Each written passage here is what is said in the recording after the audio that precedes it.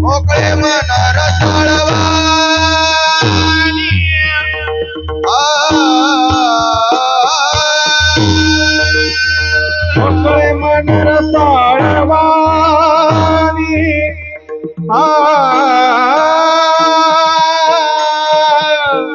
मोकळे मन रसाळवाणी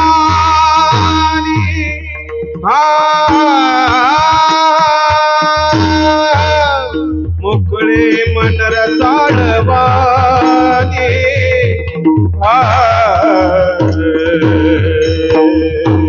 मोकळे मन रसाळवाणी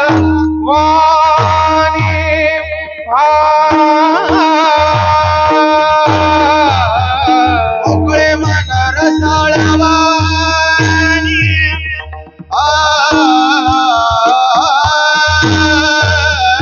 मोकळे मन रसाळवाणी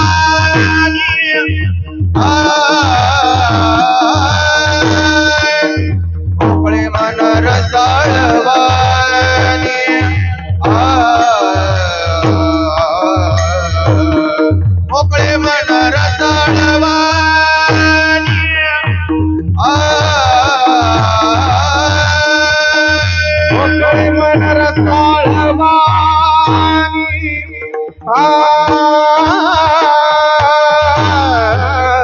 मोकळे मन रसाळवाणी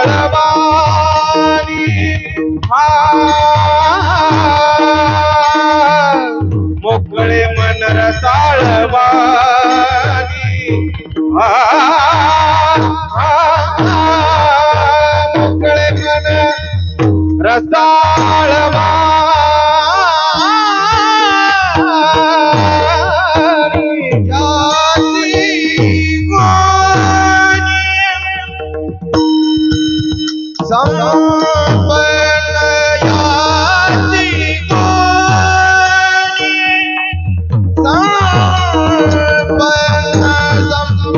लक्ष्मी से आईचा नावे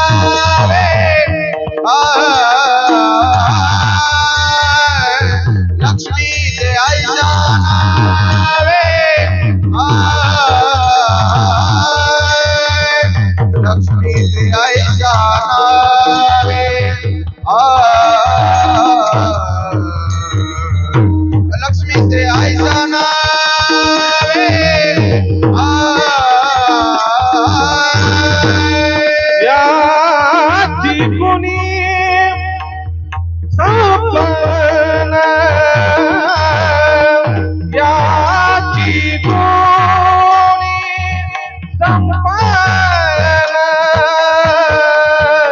लक्ष्मी से आईचा नावे लक्ष्मी ते आईच्या नावे लक्ष्मी ते आईच्या नावे लक्ष्मी ते आईच्या नावे लक्ष्मी ते आईच्या नावे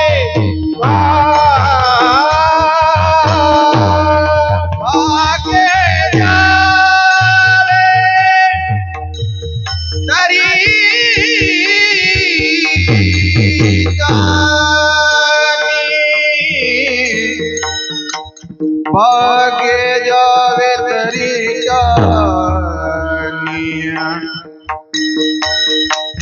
जानी भाग्य जावे भाग्य जावे तरी जानिया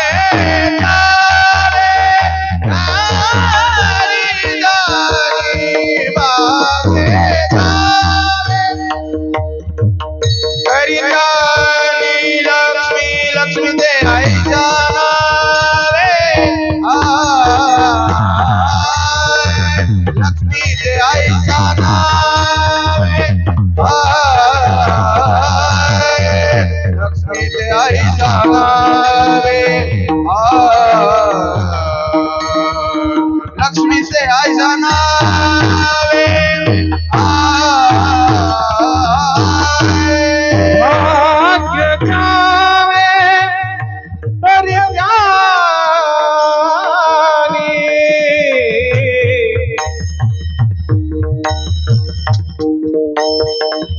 भाग्य जावे तरी जानी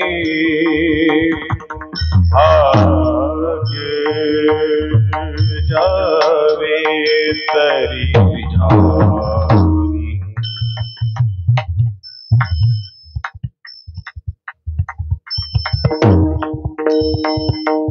भाग्य जावे तरी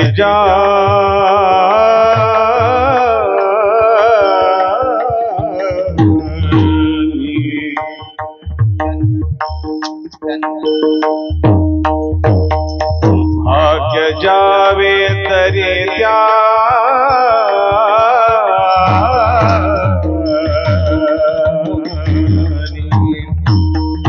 भाग्य जावे भाग्य जावे भाग्य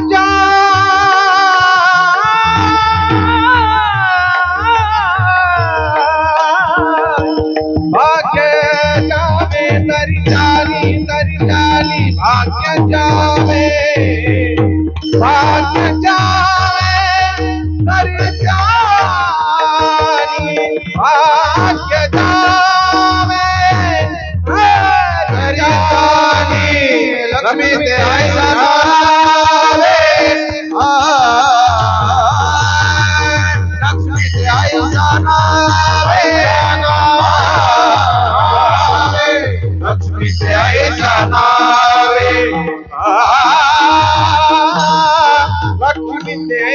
नावे लक्ष्मी से ऐसा नावे लक्ष्मी से ऐसा नावे लक्ष्मी से ऐसा नावे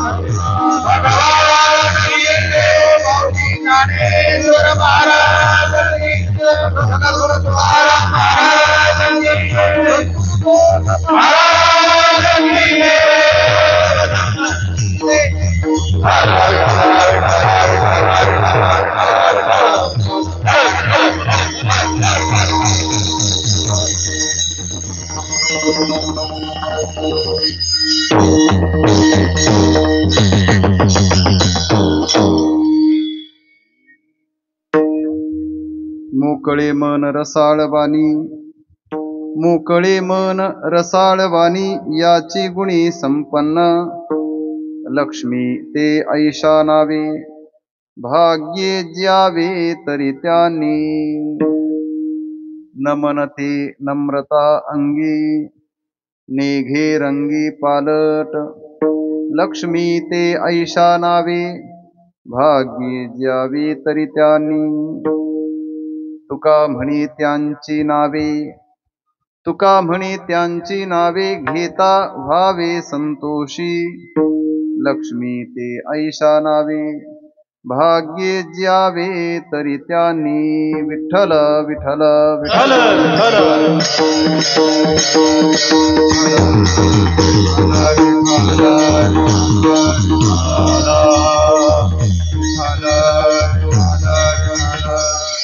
यं ब्रह्मा वरुणेन्द्र रुद्रमरुतः स्तुवन्ति दिव्यैस्तवैर् वेदैः साङ्गपदक्रमोपनिषदैर्गायन्ति यं सामगाः. ध्यानावस्थित तद्गतेन मनसा पश्यन्ति यं योगिनो. यस्यान्तन्न विदुस्तुरासुरगणा, देवाय तस्मै नमः. पांडुरंगाकरो प्रथम नमः, पांडुरंगाकरो प्रथम नमः, पांडुरंगाकरो प्रथम नमः, पांडुरंगाकरो प्रथम नमः. तुझे चरणा संतांची, तुझे चरणा संतांची, तुझे चरणा संतांची. अष्टकुमाराने कथेचा विस्तार, अष्टकुमाराने कथेचा विस्तार. बाबाजी सद्गुरुदास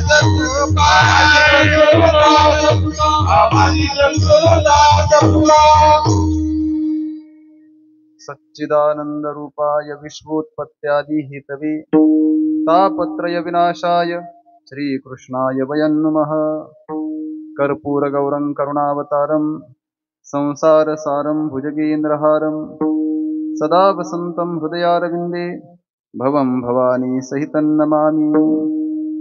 नमो ज्ञानेश्वरा, नमो ज्ञानेश्वरा. निवृत्ती उदारा सोपान देवा, मुक्ताबाई नमो त्रिभुवन पावनी, आद्यत्रय जननी देवांची. नमो सद्गुरु तुकया ज्ञानदीपा, नमो सद्गुरु सच्चिदानंद रूपा, नमो सद्गुरु भक्त कल्याणमूर्ती, नमो सद्गुरु भास्करा पूर्ण कीर्ती. आत्मरूप गणेशो स्मरण, सकळ विद्यांचे अधिकरण. तेची बंधू श्रीचरण श्री गुरूंचे, ते नमस्कारो न्याता. संपाद्य ज्ञानंच विधाय भक्तिं, विलोकितो येन समाधिराजः. वैराग्यवन्तं सुविचारयुक्तं, नमामि जोगं शिरसा गुरुन्तं. सोनोपंत तथा कुणी आवडीने मामा असे बोलती, नामे शंकर शंकरा सदा समकरा, निस्संग जो सन्मती. पुण्यश्लोक चितो वार करी, संप्रदायाचा अध्वर्यो खरा शोभतो. ऐशा संत बरा सदा शुभ करा, दांडेकरा वंदितो. विठ्ठल विठ्ठल विठ्ठल विठ्ठल विठ्ठल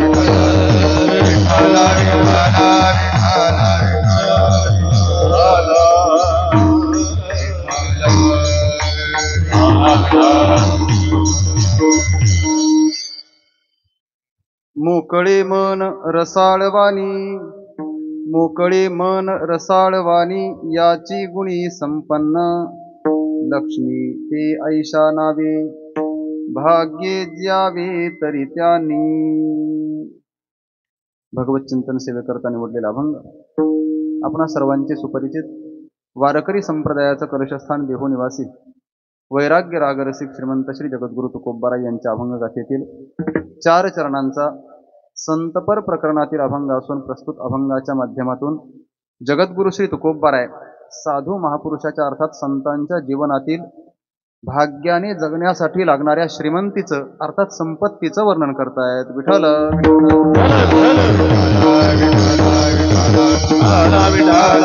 करिता निवडलेला अभंग जगद्गुरु श्री तुकोबारायांचा आहे. या अभंगातून तुकोबाराय साधू पुरुषाच्या जीवनातील भाग्याने जगण्यासाठी लागणाऱ्या संपत्तीचं अर्थात श्रीमंतीचं वर्णन करतायत. संत महात्मे या त्रैलोक्यामध्ये सर्वात जास्त श्रीमंत आहेत. ते का आणि त्यांच्या श्रीमंतीचं स्वरूप नक्की कशाने मोजता येईल तर ते मोजण्याचं परिमाण तुकोबाराय या अभंगातून सांगतायत. लक्ष्मी ते आयशा नावे, संतांची संपत्ती अर्थात संतांच्या जवळचं धन लक्ष्मी कोणती आहे तुकोबाराय सांगतात. मी आज जी नावं सांगतोयत ना या नावाने संतांची संपत्ती मोजायची आहे. काय तिचं स्वरूप आहे पहिलं सांगितलंय मोकळे मन. संतांची श्रीमंती आहे, संतांचं धन आहे, त्यांचं मन मोकळं असतं. दुसरी श्रीमंती सांगितली रसाळ वाणी. संतांची वाणी अत्यंत मधुर आहे, गोड आहे अर्थात रसभरीत वाणी आहे. या गुणांनी संपन्न असणं हीच खरी संतांची संपत्ती आहे, श्रीमंती आहे. याची गुणी संपन्न लक्ष्मी ते आयशा नावे. आणि अशा नावाची संपत्ती असेल ना तर तेच या संसारामध्ये भाग्याने जगतात. बरं बाकीचे श्रीमंत असतील पण त्यांना आम्ही भाग्यवान म्हणत नाही. आमच्या दृष्टीने भाग्यवान तेच जे या लक्ष्मीने संपन्न आहेत. अजून काय संपत्तीचं स्वरूप असावं तर ते आहे नमनते, नम्रता अंगी. नमन बुद्धी त्यांच्या ठिकाणी आहे. अर्थात जो कोणी जीवमात्र प्राणीमात्र दिसेल त्याच्या समोर गेल्यानंतर संत महात्मे नम्रतेने वागतात. हे त्यांचं संपत्तीचं स्वरूप आहे, ही त्यांची श्रीमंती आहे, लक्ष्मी आहे. आणि दुसरी सांगितली नेघे रंगी पालट. एकदा एखादा रंग आपल्या जीवनाला लावून घेतला का तो रंग बदलण्याचा संतांचा स्वभाव नसतो. नेघे रंगी पालट. रंग बदलणारे कदाचित आपण असू शकतो पण संत महात्मे आपला रंग कधी बदलत नाहीत. का? कारण त्यांनी स्वीकारलेला रंग एकच आहे, त्याचं नाव आहे पांडुरंग. आणि मग त्या रंगामध्ये रंगल्यानंतर रंग न बदलणारे संत महात्मे हेच त्यांच्या लक्ष्मीचं स्वरूप आहे. लक्ष्मी ते ऐशा नावे. अशा प्रकारची असते की लक्ष्मी. कुणी म्हणेल महाराज संतांच्या जवळ श्रीमंती आहे असं तुम्ही सांगता, त्यांच्या लक्ष्मीचं परिमाण मोजमापही आमच्या समोर करता, पण ते या संपत्तीने श्रीमंत असतील तर त्यांच्या श्रीमंतीचा पाढा आमच्या समोर वाचून आम्हाला उपयोग तरी काय. तुकोबाराय सांगतायत या संतांची ही लक्ष्मी अर्थात ही श्रीमंती, हे धन जर तुम्ही लक्षात ठेवलं आणि संतांचा मोठेपणा जाणून त्यांचं चिंतन तुम्ही केलं तर तुम्हालाही फायदा आहे. तुका म्हणे त्यांची नावे घेता. त्या संतांचं अर्थात उपरी सांगितलेल्या सगळ्याच गुणांनी युक्त असणाऱ्या संतांचं नाव जरी आपण घेतलं तर व्हावे संतोषी. आपलंही जीवन संतुष्ट होईल. आणि लक्षात ठेवा त्यांच्या नामस्मरणाने आपल्या जीवनातही संतोष प्राप्त होतो. ही देखील त्या संतांची संपत्तीच आहे. लक्ष्मी ते आयशा नावे. आणि म्हणून या संसारामध्ये खरे भाग्यवान तेच आहेत जे या लक्ष्मीने संपन्न आहेत. विठाला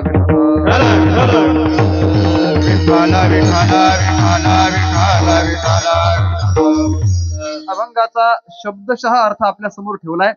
थोडीशी भूमिका पाहिजे आणि अभंगात प्रवेश करायचा आहे. मर्यादित नियोजित वेळ आहे, तेवढ्यामध्ये आपल्याला जेवढं शक्य असेल तेवढ्या संतांच्या संपत्तीचं वर्णन करायचं आहे, विचार करायचा आहे. जगद्गुरु श्री तुकोबाराय या अभंगातून संतांची संपत्ती सांगतायत. पण संतांची संपत्ती अर्थात श्रीमंती सांगत असताना आपल्या समोर काही गोष्टी लक्षात आल्या पाहिजेत. काय की संतांची श्रीमंती सांगत असताना ज्यांनी सांगावी त्यांचंही जीवन श्रीमंतीच्या मापात आमच्या दृष्टीने काहीच नाही. आणि ते ज्यांचं वर्णन करतात तेही श्रीमंतीमध्ये कुठं बसत नाही. तुकोबारायांच्या जीवनाकडे फक्त आपण वरवर जरी पाहिलं तरी लक्षात येतं त्यांनी स्वतः सांगावं आम्ही सदैव सुडके. संत महात्मे हे जर सदैव सुडके असणारे आहेत, त्यांच्या घराचं राखण करण्याची कुत्र्यालाही राज वाटते.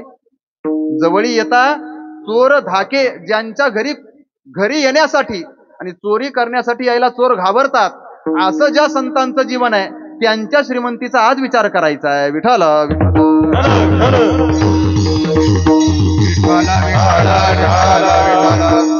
मग पहिल्यांदा एक गोष्ट लक्षात ठेवली पाहिजे अगदी अभंगाच्या संबंधाने आणि मग आपल्याला अभंगाचा विचार करायचा. काय आज तुकोबाराय संतांची श्रीमंती सांगतायत, पण हे लक्षात ठेवा तुकोबाराय आज संतांची धनाची अर्थात पैशाची श्रीमंती सांगत नाही. मग तुकोबारायांनी संतांची जी श्रीमंती सांगितली ती कदाचित आपल्या दृष्टीने अत्यंत नगण्य असेल, आपल्या संसारिकांना तिचा महिमा कळणार नाही म्हणून ती आपल्याला मोठी वाटणारही नाही. पण लक्षात ठेवलं पाहिजे काय की तुकोबाराय जी श्रीमंती सांगतायत ती धनाची श्रीमंती नाही, मग ती आहे गुणाची श्रीमंती. आणि संतांच्या संबंधाने जर श्रीमंतीचा विचार करायचा असेल तर धन श्रीमंतीचा विचार करता येत नाही महाराज. का? कारण ज्या संतांच्या जवळ असणारं सगळं धन त्यांनी संसारावर लुटून टाकावं, जीवमात्रांवर एकदम समर्पित करून टाकावं, असं संतांचं जीवन आहे. सगळ्यांना तुकोबारायांचं चरित्र माहिती आहे. अगदी तुकोबारायांच्या चरित्राचा परिचय असणारेच आपण सगळे आहात. माहिती आहे सगळ्यांना, तुकोबाराय जन्मजात श्रीमंत होते, सावकार होते. पण ही सगळी सावकारकी दुष्काळामध्ये तुकोबारायांनी सगळ्या समाजावर समर्पित केली, अर्थात लोकांना वाटून दिली. मग एवढं समर्पण ज्यांच्या जवळ आहे आणि धनाचा त्याग त्यांच्या जवळ आहे, याचा अर्थ त्यांना संपत्तीपासून मिळणारा भोग हा संपन्नतेला कारण वाटत नाही, मग संपत्तीचा त्याग हा त्यांच्या जीवनात श्रीमंतीचं प्रमुख कारण आहे. विठ्ठल विठ्ठल विठ्ठल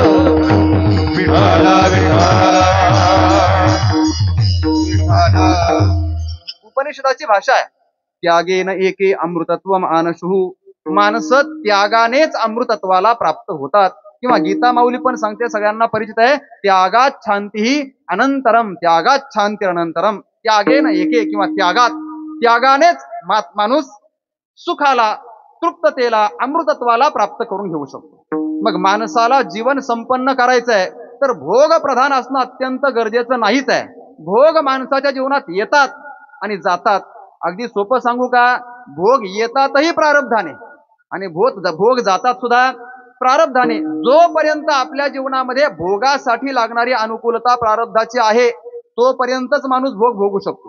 एकदा का प्रारब्धाची अनुकूलता संपली, भाग्य प्रतिकूल झालं का जवळ भोगण्यासाठी लागणारी संपत्ती असून सुद्धा माणसाला भोग भोगता येत नाही.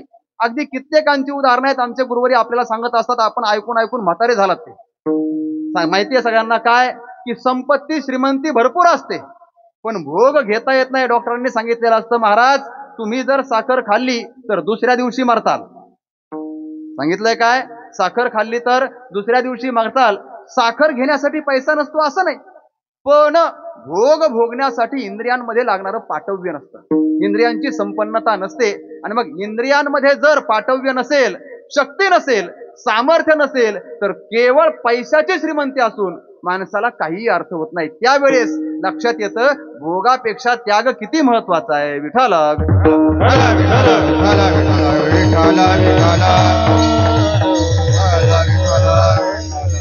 वास्तविक पाहिलं तर संसाराचा विचारच असा आहे, संसारातले सगळे जीव भोगासाठी तळमळतात.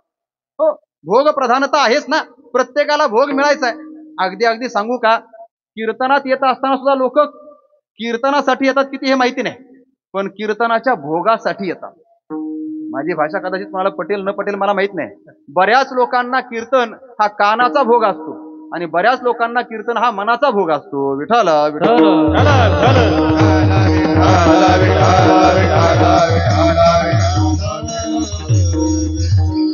जमेची बाजू एवढीच आहे, विषयांना भोग करण्यापेक्षा माणसं कीर्तनाला करतात, ही जमेची बाजू आहे, नाहीतर तो भोगच आहे. पण लक्षात ठेवलं पाहिजे, संसारातल्या भोगाचा विचार आणि परमार्थातल्या भोगाचा विचार तुलनेने भिन्न आहे. संसारामध्ये 5 इंद्रिय भोग भोगण्यासाठी संपन्न म्हणून देवाने आपल्याला दिलीत. सगळ्यांना माहिती आहे, दिली इंद्रिये, हात पाय कान, इंद्रिय दिलीत. पण जशी इंद्रिय दिली ना तसं इंद्रियांना भोगण्याकरता विषयही दिलेत. अगदी शास्त्रामध्ये तर अशी भाषा पाहायला मिळते, माणसाला 5 ज्ञानेंद्रिय आहेत आणि 5 ज्ञानेंद्रियांना भोगण्याकरता 5 विषय सुद्धा या संसारामध्ये परमात्म्याने निर्माण करून ठेवलेले आहेत. त्या 5 विषयांची नावं तर तुम्हाला सगळ्यांना माहिती आहेत, शब्द, स्पर्श, रूप, रस आणि गंध, हे 5 विषय आहेत. तसं तर शांती ब्रह्मश्री एकनाथ महाराज आपल्या चिरंजीव पद नावाच्या छोट्याशा ग्रंथामध्ये म्हणतात, का जे विषय 5 आहेती ते अवश्य साधका नाडीती, म्हणून लागोनी दी प्रीती कवने रीती ऐकपा. नाथ महाराज म्हणतात 5 विषय माणसाला विशेष करून साधकाला नाडतात, म्हणून या 5 विषयांच्या आहारी जाऊ नये. पण हा सगळा संसार जे काही धावतोय, पळतोय आणि श्रीमंती कमावतोय त्याचं एकच कारण आहे, 5ही विषयांचा भोग भोगण्याची अपेक्षा आहे. विठ्ठल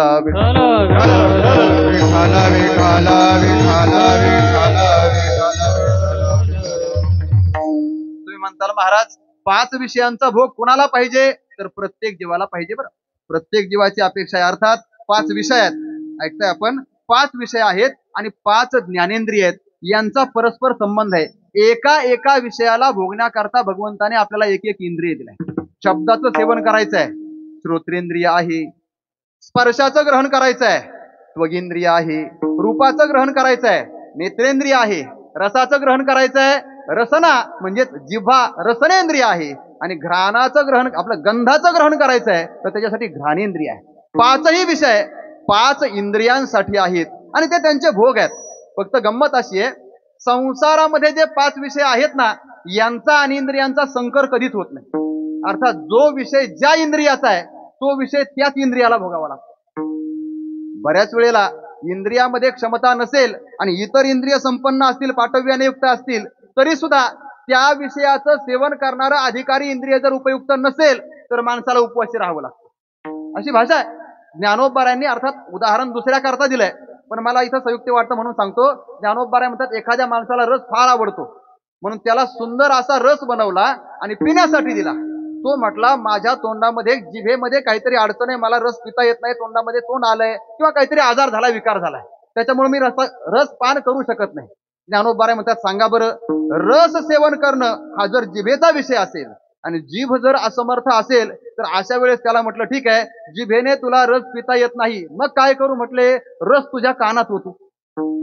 करोनी रस सोय बरवी, कानी केवी भरावी. ज्ञानोबराय म्हणतात सांगा, सुंदर असा रस बनला आणि कानामध्ये ओतला, कानाला चव कळणार आहे का? नाही कळणार. का? कारण रसाचं सेवन करणारं इंद्रिय आहे रसना म्हणजेच जीभ. त्याच्याशिवाय दुसऱ्या इंद्रियाचा तो भोग नाही, होऊ शकत नाही. किंवा गंध नावाचा एखादा पदार्थ आहे, सुगंधी द्रव्य आणलंय आणि सांगितलं सुगंध याचा घेऊन पहा, तुम्हाला गंध फार आवडतो. त्याने तो घेतला, पण म्हणतो अडचण अशी आहे, माझ्या नाकाला झाली सर्दी, त्याच्यामुळं मला काही गंध ग्रहण करता येत नाही. मग म्हटलं एक काम करा, फुलं घ्या किंवा तो गंध घ्या आणि डोळ्याला लावून पहा, आणि मग कसा वासे सांगा. फुले आणून तुरंबावी, डोळा केवी, जमणार आहे? नाही ना. संसाराचा हाच नियम आहे.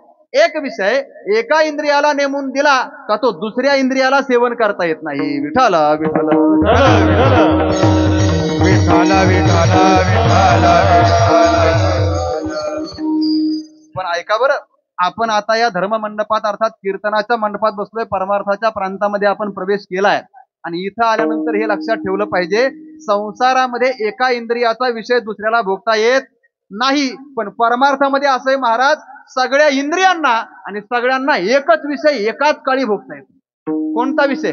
विषय तो त्यांचा झाला नारायण विषय तो त्यांचा, झाला नारायण विषय तो त्यांचा, झाला नारायण विषय तो त्यांचा, झाला नारायण.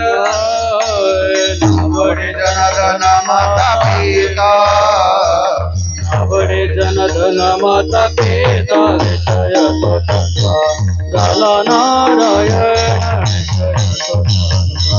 झाला नारायण. आवडे जनार्दन माता पिता, आवडे जनार्दन माता पिता विषय तो त्यांचा, झाला नारायण विषय तो त्यांचा, झाला नारायण. विषय तो त्यांचा झाला नारायण. नावडे जन धन माता पिता, मुद्दा एवढाच आहे, विषय तो त्यांचा झाला नारायण. एक वर्म सांगू का? हे प्रमाण सगळ्यांनी ऐकलेलं आहे आणि जवळजवळ सगळ्यांच्याच पाठ आहे, पण याच्यातलं एक वर्म आहे. काय? विषय तो त्यांचा का विषय तो त्याचा? ऐकलंय ना आतापर्यंत आपण? विषय तो त्यांचा, त्याचा म्हणायला काय हरकत आहे?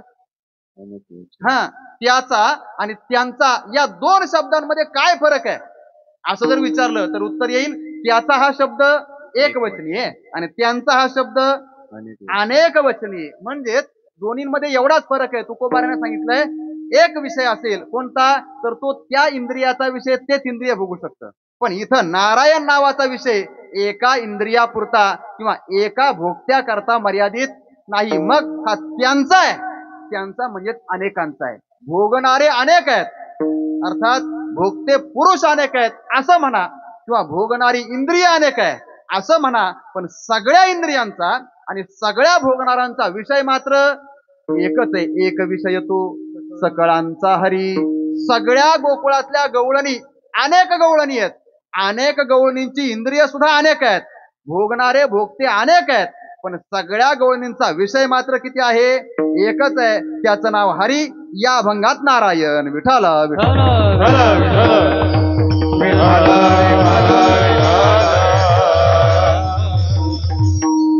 आणि मग पारमार्थिकाने हे लक्षात ठेवलं पाहिजे की संसारातल्या सामान्य जीवांप्रमाणे आपल्याला प्रत्येक इंद्रियाला भिन्न भिन्न विषय द्यायचाच नाही.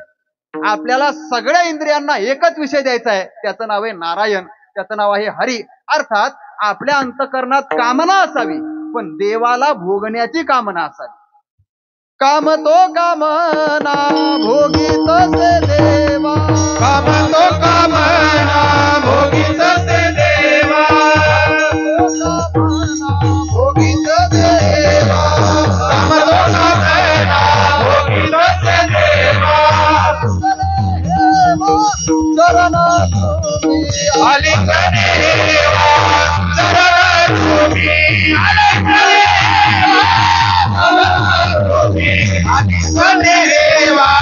चरण तुम्ही, काम तो कामना भोगीत से देवा, आलिंगने हेवा चरणचुंबी.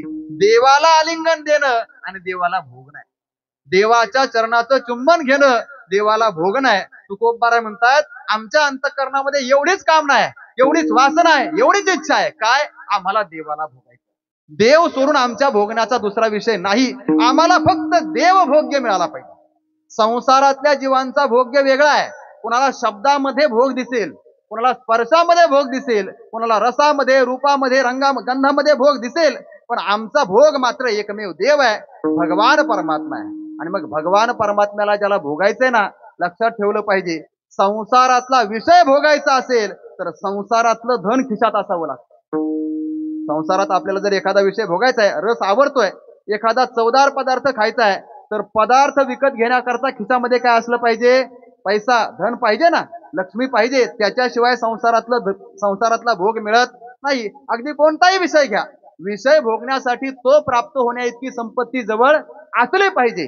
हा जसा संसाराचा नियम आहे, व्यवहाराचा नियम आहे, तसं परमार्थामध्ये सुद्धा परमात्मा नावाचा विषय संपादित करायचा आहे आणि परमात्म्याला भोगायचंय. मग परमात्म्याला भोगण्याकरता, तो विषय आपलासा करण्याकरता काहीतरी संपत्तीचं समर्पण करावंच लागतं. मग कोणती संपत्ती आहे? तर त्या संपत्तीचा विचार पारमार्थिक संपत्ती म्हणून करावी लागते. अगदी अभंगाच्या सुरुवातीलाच किंवा भूमिकेमध्येच मी सांगतो आपल्याला, पारमार्थिकाने संपत्ती कमवायची आहे, धन कमवायचं आहे, लक्ष्मी कमवायची. म्हणजे काय कमवायचं? ऐका, श्रीमद भगवद्गीतेच्या 16व्या अध्यायामध्ये, अर्थात हा 16वा अध्याय ना फार महत्वाचा, सगळेच महत्वाचे आहेत, पण आजच्या दृष्टीने अत्यंत महत्वाचा आहे. का? कारण 16व्या अध्यायाला भगवान श्री वेद व्यासांनी एक विशेष संज्ञा दिलेली आहे, नाव दिलंय. काय नाव आहे? हरि ओम तत्सदिती श्रीमद भगवद्गीतासु उपनिषत्सु ब्रह्मविद्यायां योगशास्त्रे श्रीकृष्णार्जुन संवादे दैवासुर संपद विभाग योगो नाम षोडशोऽध्यायः. दैवी आणि आसुरी संपत्तीचा विभाग करून दाखवणारा जो आहे त्याला म्हणतात 16वा अध्याय. 16व्या अध्यायामध्ये काय? तर 16व्या अध्यायामध्ये 2 प्रकारच्या संपत्तीचं वर्णन आहे. एक आहे दैवी संपत्ती आणि दुसरी आहे आसुरी संपत्ती. विठ्ठल विठ्ठल विठ्ठल विठ्ठल. संसारातला विषय भोगण्याकरता जसा संसारातल्या संपत्तीचा विचार आहे, तसं परमार्थामध्ये देवाला भोगण्याकरता पारमार्थिकाजवळ या दैवी संपत्तीचं असणं अत्यंत महत्वाचं आहे. ज्याच्याजवळ दैवी संपत्ती आहे ना, तोच देवाला भोगू शकतो, तोच देवाच्या जवळ जाऊ शकतो. अर्थात देवाला भोगणं काय याचाही स्वतंत्र विचार आहे. कारण देवाला भोगणं म्हणजेच केवळ भोग हा एका इंद्रियाचा विषय मर्यादित करून ठेवलाय लोकांनी. अगदी स्पर्श याच इंद्रियाचा विषय भोग एवढं मानलंय. पण भोगणं म्हणजे एका इंद्रियाने भोगणं नव्हे. साधू संतांनी सगळ्याच इंद्रियांनी देवाला भोगलं. मी आपल्याला समर्पित प्रमाण सांगेल. तुकोबाराय कधी कधी आपल्या इंद्रियांना सांगतात देवाला भोगण्यासाठी, घेई घेई माझे वाचे गोड नाम विठोबाचे. तुकोबारायांनी आपल्याला वाचेला सांगितलं काय? विठोबाचं नाव घे. म्हणजे वाचेचा विषय कोण झाला? विठोबाचं नाम ना, वाचेचा भोग आहे तो. डोळे तुम्ही घ्या रे सुख पहा विठोबाचे मुख. डोळ्यांना सुद्धा सांगतायत तुम्हाला पण भोगायचंय ना, दुसरं कुणाला भोगू नका. मग कुणाला भोगा? विठोबाचं मुख पहा, देवालाच भोगा. कानालाही हेच सांगितलं, तुम्ही ऐका रे कान माझ्या विठोबाचे गुण. कानांनो, तुम्ही सुद्धा भोगायचंय ना, माझ्या विठोबाच्या गुणांचा भोग घ्या. अर्थात विठोबाच्या गुणांचं कीर्तनाचं श्रवण करा, हा कानाचा भोग आहे. मनालाही सांगितलं, मना तेथे धाव घेई राहे विठोबाचे पायी. मनानेही भोगायचंय. आणि तुका म्हणे जीवा नको सोडू या केशवा. जीवाने सुद्धा परमात्म्यालाच भोगण्याचा विषय अर्थात उपदेश सगळ्या संतांनी केलेला पाहायला मिळतो. विठाला विठाला विठाला विठाला विठाला विठाला विठाला. तिला पण भोगाची अपेक्षा. आता काय महाराज कीर्तनात आल्यानंतर भोगाचा विषय चाललाय, तर भोग कोणाला नकोय? तिला आता तहान लागल्या तर विचारलं की उद्या हरकत नाही. काय झालंय?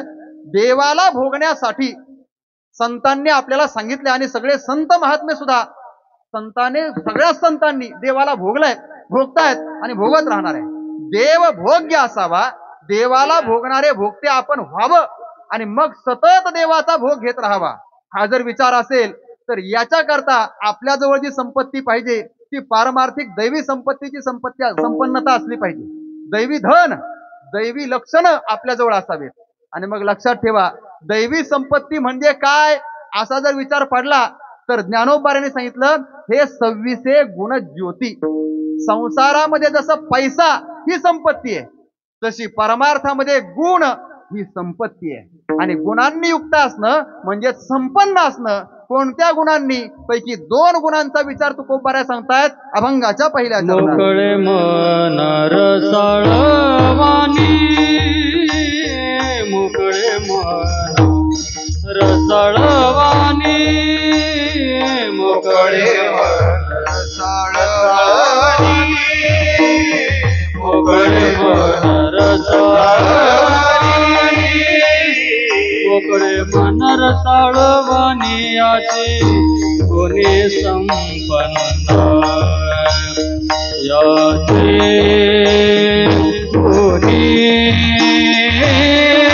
याचे गुणे संपन्न.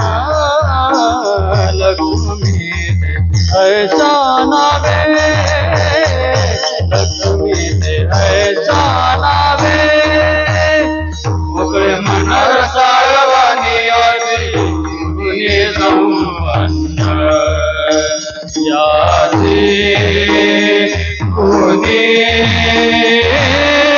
याचे गुणे संपन्न.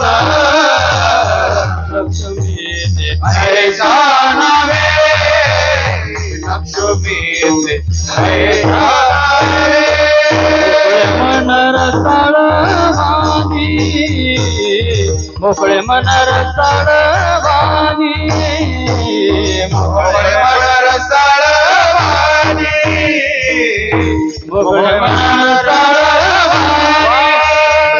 याची गुणी संपन्न, याची गुणी संपन्न.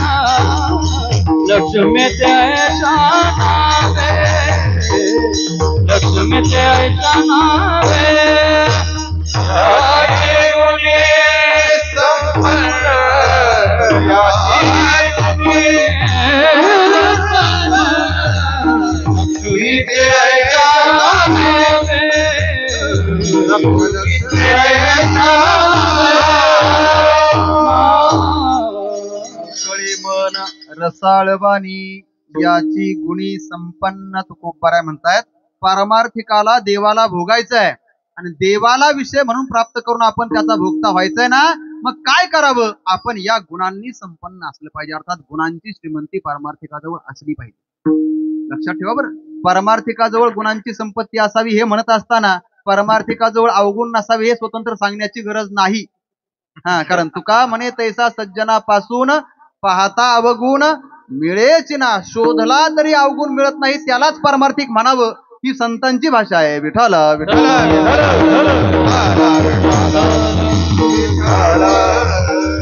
आमचं काय झालंय, आम्ही एखाद्या गुणाने युक्त होतो आणि स्वतःला पारमार्थिक म्हणून मिरवतो. हो, एखादा गुण असतो, आणि त्याने आम्ही स्वतःला काय म्हणून घेतो, आम्ही पारमार्थिक आहे. पण पारमार्थिक होण्याकरता एखादा गुण गरजेचा नाही, मग एकही दोष नसणं म्हणजेच पारमार्थिक होणं आहे. हे लक्षात ठेवलं पाहिजे. अगदी सोपं सांगू का, काय त्या गुणांचा आणि दोषांचा विचार करताना मी सांगत होतो 16व्या अध्यायाचा विचार ना, पुन्हा एकदा जातो तिकडं.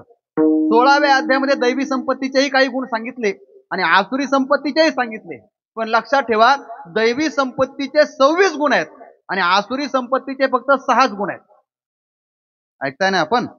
दैवी संपत्तीचे किती गुण आहेत? 26 आहेत आणि आसुरी संपत्तीचे किती आहेत? 6 आहेत. कुणी म्हणेल महाराज त्यात विशेष काय? विशेष असं आहे, आपण राहतो ती लोकशाही आहे. हे तर माहिती आहे ना तुम्हाला सगळ्यांना. लोकशाहीचा नियम असा आहे, इथं एकमत नाही, बहुमताला किंमत आहे. इथं किंमत कशाला आहे? बहुमताला आहे. मग माझा प्रश्न असा आहे, दैवी संपत्तीचे 26 गुण आहेत आणि आसुरी संपत्तीचे किती सांगितलेत? 6. सोपं बोलू का? चांगले गुण म्हणजेच सद्गुण हे 26 आहेत आणि दुर्गुण किती आहेत? 6 आहेत. मग 26 आणि 6 याच्यातली जास्त संख्या कोणती? 26 आहे. मग दुर्गुण सरस भरायला पाहिजेत का सद्गुण सरस भरायला पाहिजेत? ऐकताय ना? उत्तराची अपेक्षा आहे. सद्गुण आहे 26 आणि दुर्गुण आहेत 6. मग सरस कोण भरायला पाहिजे? सद्गुण. बरोबर आहे ना? ज्यांची संख्या जास्त आहेत 26 आहे, पण सरस कोण दिसतं तुम्हाला संसारामध्ये? संसारामध्ये दुर्गुण सरस दिसतात का सद्गुण सरस दिसतात? काय म्हणणं आहे तुमचं? दुर्गुण. दुर्गुण हे सद्गुण्यांनी म्हणावं, याच्यात अजून काय नवलाची गोष्ट. अडचण इथं आहे महाराज, जे सद्गुणांच्या मंडपात उभे आहेत त्यांनाही वाटतंय प्रभाव कोणाचा जास्त आहे? दुर्गुणाचा आहे. ही सगळ्यात मोठी शोकांतिका आहे. विठाला विठ्ठल.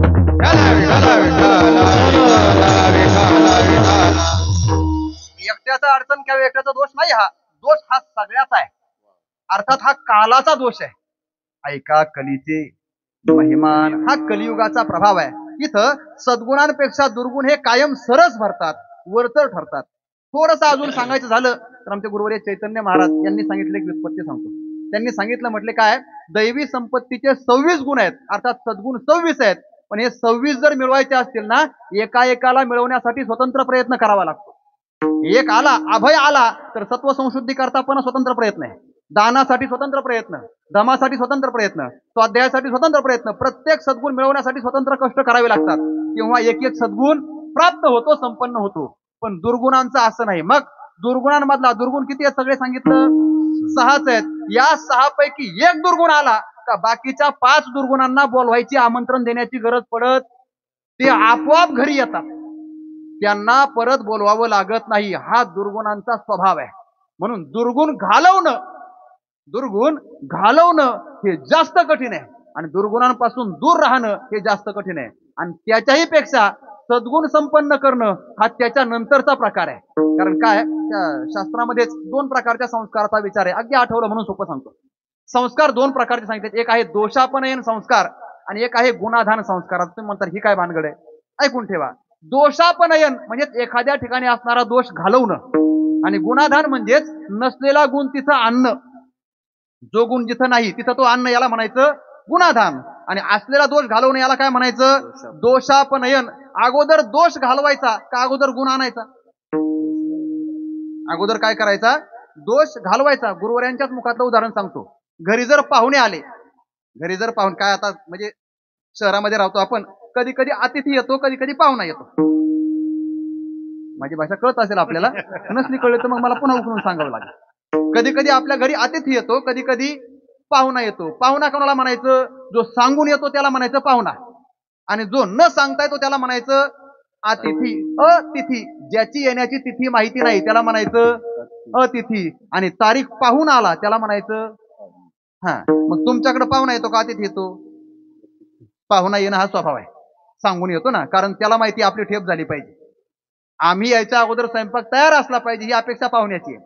पण अतिथी त्याला म्हणतात जो कसलीही अपेक्षा न ठेवता येतो आणि जरी आपली सोय नाही झाली तरी तो कधी न रागावता निघून जातो, त्याला म्हणायचं अतिथी. अतिथी आपल्या घरामध्ये कुणीतरी आला, कदाचित आपण घरामध्ये बसलोय, घरामध्ये माता माऊली काय आता पोरं बाळ खेळतायत आणि तेवढ्यात कळालं तुमच्या दारात कुणीतरी अतिथी आलाय. अगदी अंगणाच्या दरवाजाच्या जवळ 2-5 मिनिटांमध्ये घरात अतिथी येतोय असं कळालं तर माता माऊल्यांचं पहिलं असते घर आवरा. काय करा, निदान बसायची उठायची कुणीतरी काय करा, पहिली आवरा. मग आवरा म्हणजे काय? आता घर आवरायचं म्हणजेच कपड्यांच्या घड्याघाडीत बसता का उचलायचं आणि खपाटात कोंबायचं बघता? पाहुणे आल्यानंतर पहिलं काय करायचंय? वरच्या वर दिसू नये एवढंच लक्षात ठेवायचे. ते घड्या घालून ठेवलंय का व्यवस्थित ठेवलंय याचा काही पत्ता नाही. मग ते कुठंतरी कोंबायचं, समोरची बाजू मोकळी करायची. पण हे करत असताना पाहुणे येत आहेत ना, मग पाहुण्यांना बसण्याकरता खाली काहीतरी आथरलं पाहिजे ना. मग आता दोन गोष्टी कराव्या लागतात. काय?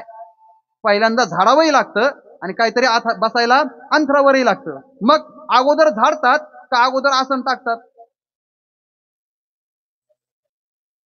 अगोदर झाडतात का अगोदर आसन सतरंजी आथरतात? काय करतात तुमच्याकडे? काही काही शहाणे असे आहेत महाराज, सतरंजी टाकून मग झाडतात. अगोदर नियमानुसार काय केलं पाहिजे? अगोदर झाडलं पाहिजे आणि मग त्याच्यावर सतरंजी टाकली पाहिजे. झाडणं म्हणजे दोषापनयन करणं आहे आणि बसण्याकरता आसन म्हणजे सतरंजी टाकणं याचं नाव गुणाधान करणं आहे. विठाला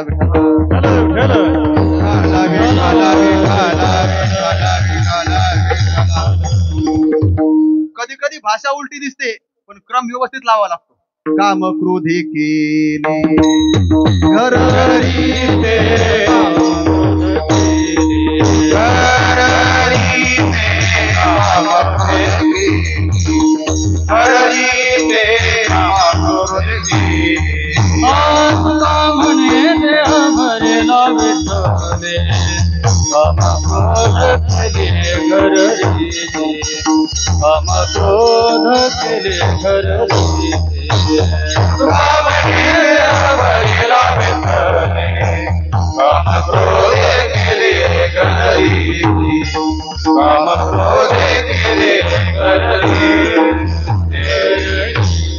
तुका म्हणे देह भरिला विठ्ठले काम क्रोधे केले घररिते. सांगू ऐका, या एकाच चरणात गुणाधानही आहे आणि दोषापनयन आहे.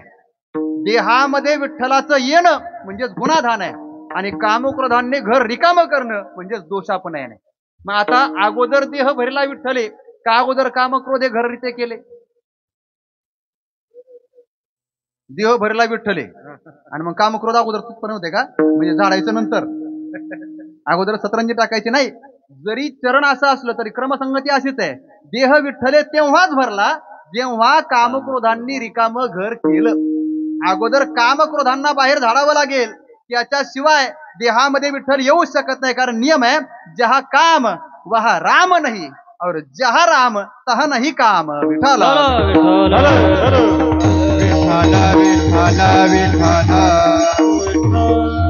मी सांगत होतो दुर्गुण आणि सद्गुण यांचा विचार आहे.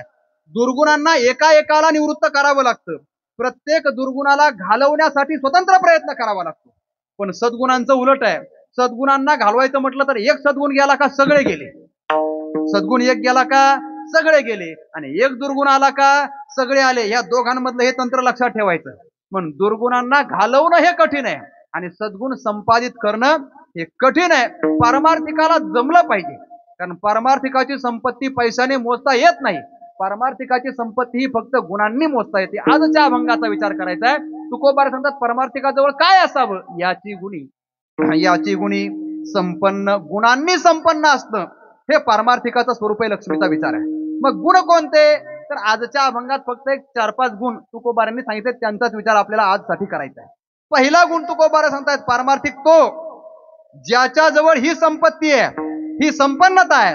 हा गुण आहे. कोणता गुण? मोकळे मन. ज्याचं मन कसं आहे?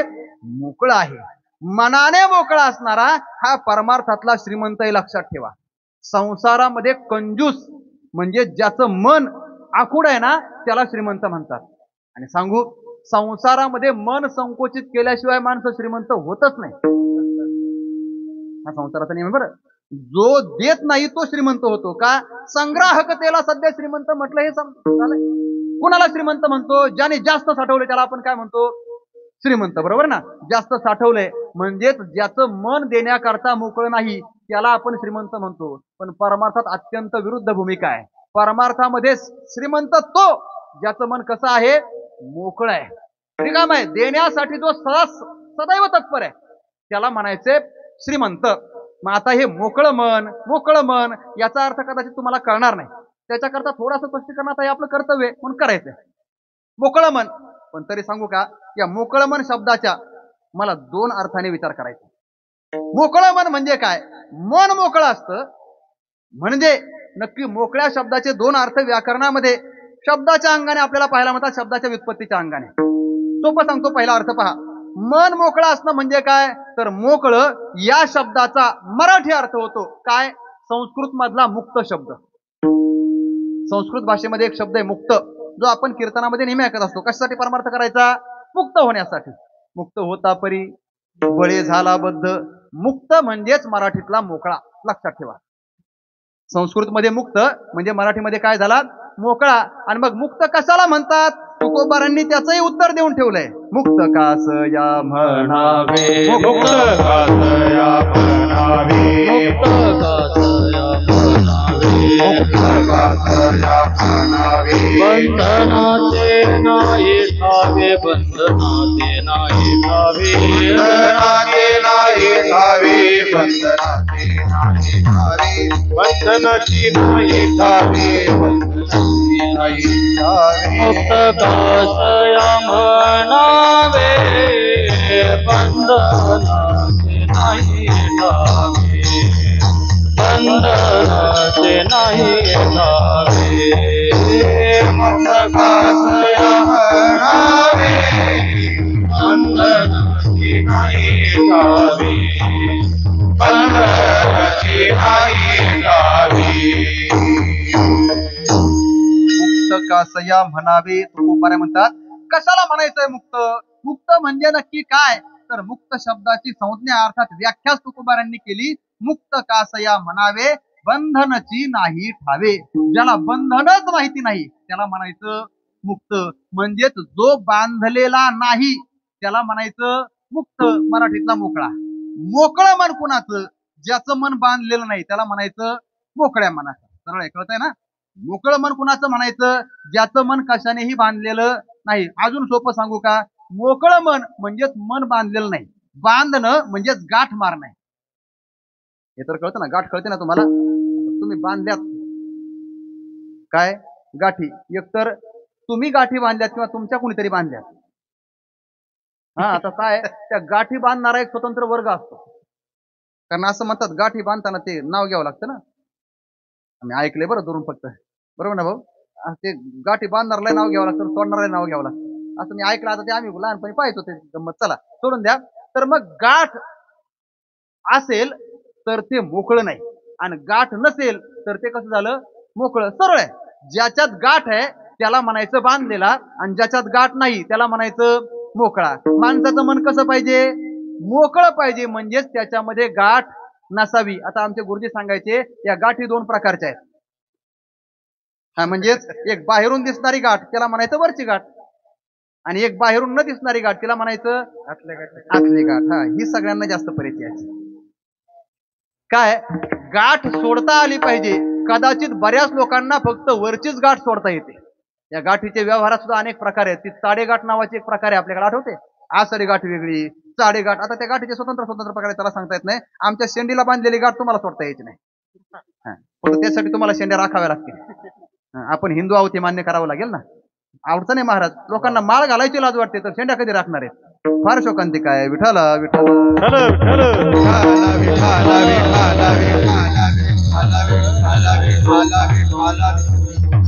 बाहेरची गाठ कदाचित लवकर दिसेल पण, आणि दिसली तर ती कदाचित सोडणं सोपं जाईल सुद्धा, पण आतली गाठ दिसतच नाही, आणि दिसली तरी ती सोडता येत नाही. ज्यांच्यात आहे ना त्यांनी बिचारांनी सांभाळून ठेवा. कोणत्या गाठी? आतल्या गाठी. कारण ही आतली गाठ ज्याची त्याला त्रास देत नाही, मग ज्याच्यात आहे त्याच्या आजूबाजूच्यांना त्याचा जास्त त्रास होतो. म्हणून तुकोबारा म्हणतात आम्ही सोडली, पण कोणती? तुका म्हणे सोडिल्या बंधनापासून उकलली गाठी. गाठ सोडता आली पाहिजे, कारण बंधन म्हणजेच गाठ आहे. विठाला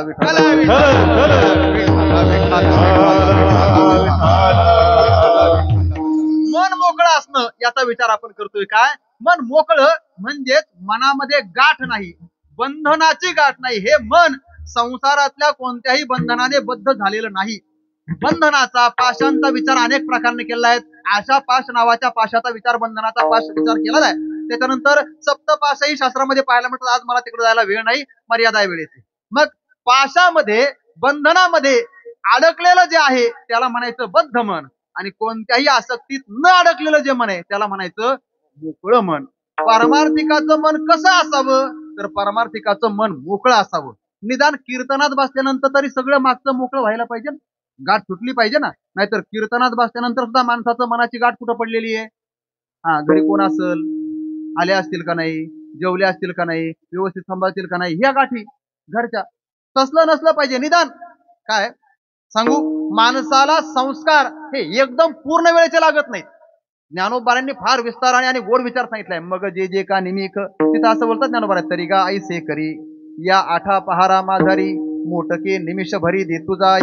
मग जे जे का निमिक, देखेल माझे सुख ते तू. परमार्थाची सवय ही हळूहळू लावावी लागते, एकदम लागत नाही. गाठी एकदम सुटत नाही, मग ती हळूहळू सोडावी लागते. नाहीतर जर एकदम सोडायला गेलं तर ती तुटते, आणि तुटल्यावर मग जास्त त्रास होतो.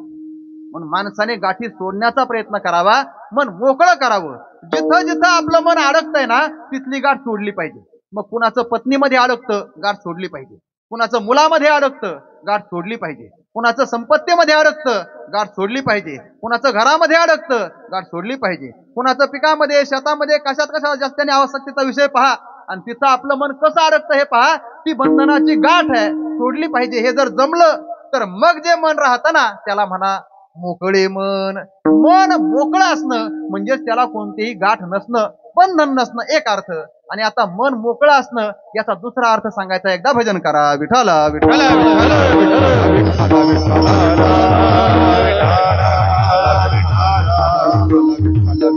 मन मोकळं असणं याचा दुसरा अर्थ आहे का बरं. मन मोकळं असणं म्हणजे काय, अगोदर मोकळं शब्दाचा दुसरा अर्थ ऐकून ठेवा. काय, आपल्या घरामध्ये पाणी भरण्याकरता हंडा असतो ना, घागर असते ना, असते. घागरीमध्ये जर पाणी असेल तर घागर भरलेली, हंड्यामध्ये पाणी असेल तर हंडा भरलेला, आणि हंड्यामध्ये घागरीमध्ये पाणी नसेल तर काय म्हणतो, हंडा कसा आहे, मोकळा. सरळ आहे ना. मोकळा म्हणजे ज्याच्यात काहीच नाही त्याला म्हणायचं मोकळा. जो रिकामा आहे, मोकळा म्हणजे काय झाला, सरळ सरळ रिकामा. काम नाही झालो पाही रिकामा. मोकळा शब्दाचा अर्थ पहिला केला होता बांधलेला नाही तो, आणि आता मोकळा शब्दाचा दुसरा अर्थ केलाय रिकामा. रिकामा म्हणजे ज्याच्या आत काहीच नाही त्याला म्हणायचं रिकामा, म्हणजेच मोकळा. विठ्ठल विठ्ठल.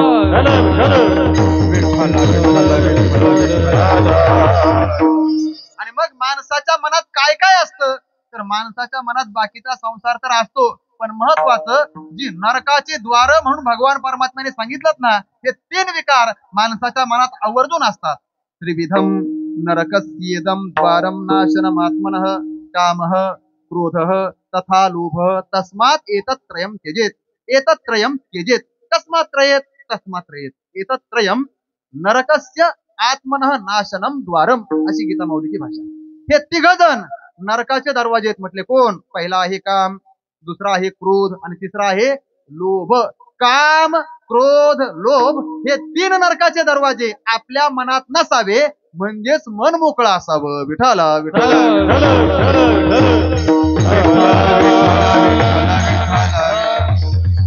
लक्षात ठेवा, या 3च गोष्टी लक्षात ठेवा. कीर्तन कशा करता, या 3 गोष्टी शिकण्याकरता. माणसाच्या मनातला काम घालवायचा आहे, माणसाच्या मनातला क्रोध घालवायचा आहे, आणि माणसाच्या मनातला लोभ सुद्धा घालवायचा आहे, म्हणजेच मन मोकळं करायचे. मनामध्ये काम नसावा, मनामध्ये क्रोध नसावा, आणि मनामध्ये लोभ नसावा. आमचे गुरुवर्य आदरणीय हरिभक्तीपरायण परमपूज्य मुकुंद काका जाटदेवळीकर याच्याकरता एक फार गोड शब्द योजना करतात. ते म्हणतात, काम, क्रोध, लोभ हे 3 विकार माणसाच्या मनात नसावेत. ते सांगायचे, ते सांगतात काय, हे 3 नसावेत म्हणजेच माणसाच्या ठिकाणी 3 नावं नसावी. काय नावं? ते म्हणतात, माणूस विकारी नसावा, माणूस शिकारी नसावा, आणि माणूस भिकारी नसावा. 3च शब्द लक्षात ठेवा. काय, माणूस काय काय नसावा? पहिला सांगितलंय माणूस विकारी नसावा, दुसरा माणूस शिकारी नसावा. पहिला विकारी, दुसरा शिकारी, आणि तिसरा भिकारी. जमलं.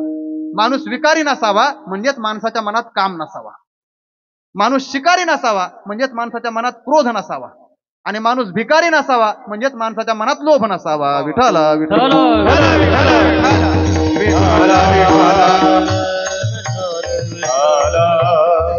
काम असणं, इच्छा असणं हा विकार आहे ना. मग जे आपल्या जवळ नाही ते कुठं पाहिलं का प्राप्तीची इच्छा होणं, ही इच्छा म्हणजेच काम आहे. इच्छा काम किंवा इदम मे स्याद इदम मे स्याद इच्छा हा काम शब्द पंचदशीकारांनी केलेलं वर्णन पहा. हा जो काम आहे, हा इच्छा नावाचा विकार माणसाच्या मनात असेल तर माणसाचं मन विकारी झालं. आणि विकार काय करतो माहितीये का? विकार माणसाला देवापासून दूर नेतो. विकार माणसाला देवापासून दूर नेतो. लक्षात ठेवा, विविक्तम करोति परमात्मनः यह सह एव विकार. जो आपल्याला देवापासून वेगळं करतो त्याला म्हणायचं विकार. आणि हा सगळ्यात मोठा विकार म्हणजेच काम, इच्छा प्रत्येकाच्या अंतःकरणात आहे. ती घालवली पाहिजे म्हणजेच आपण विकारी नसावं. विठाला विठाला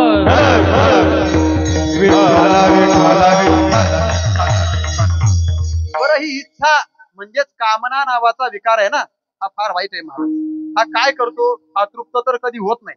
भोगी काम वाढे हा नियम आहे ना, हविषा कृष्णवर्तनैव भूय एवाभिवर्धते भूय एव अभिवर्धते.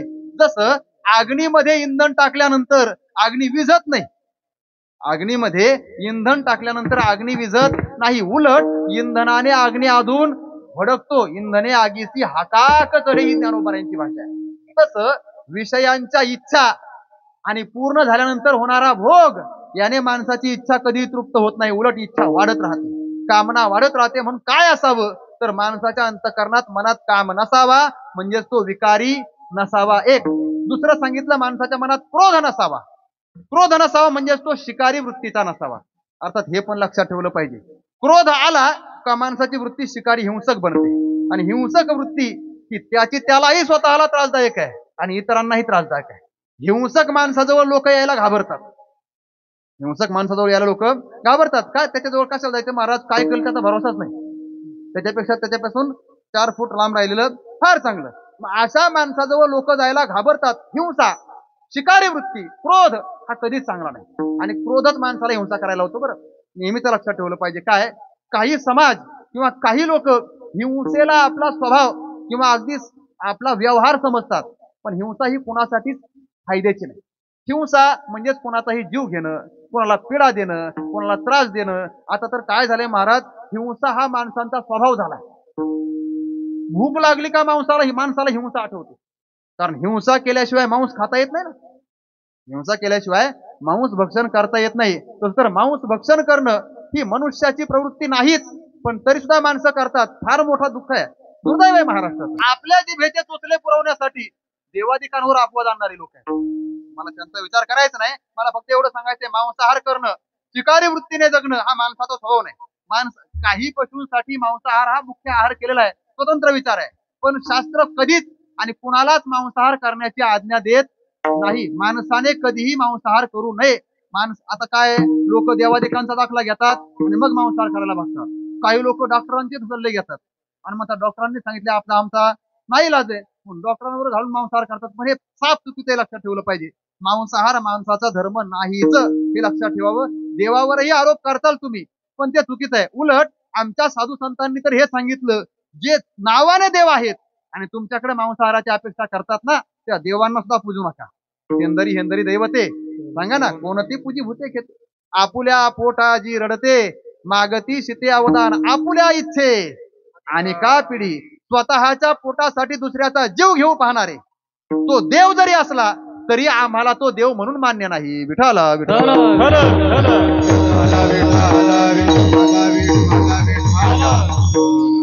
उपनिषदाची प्रसिद्ध भाषा आहे, कज्जलम मा भक्षित. कज्जलाचा, मांसाचं भक्षण कुणीही करू नये.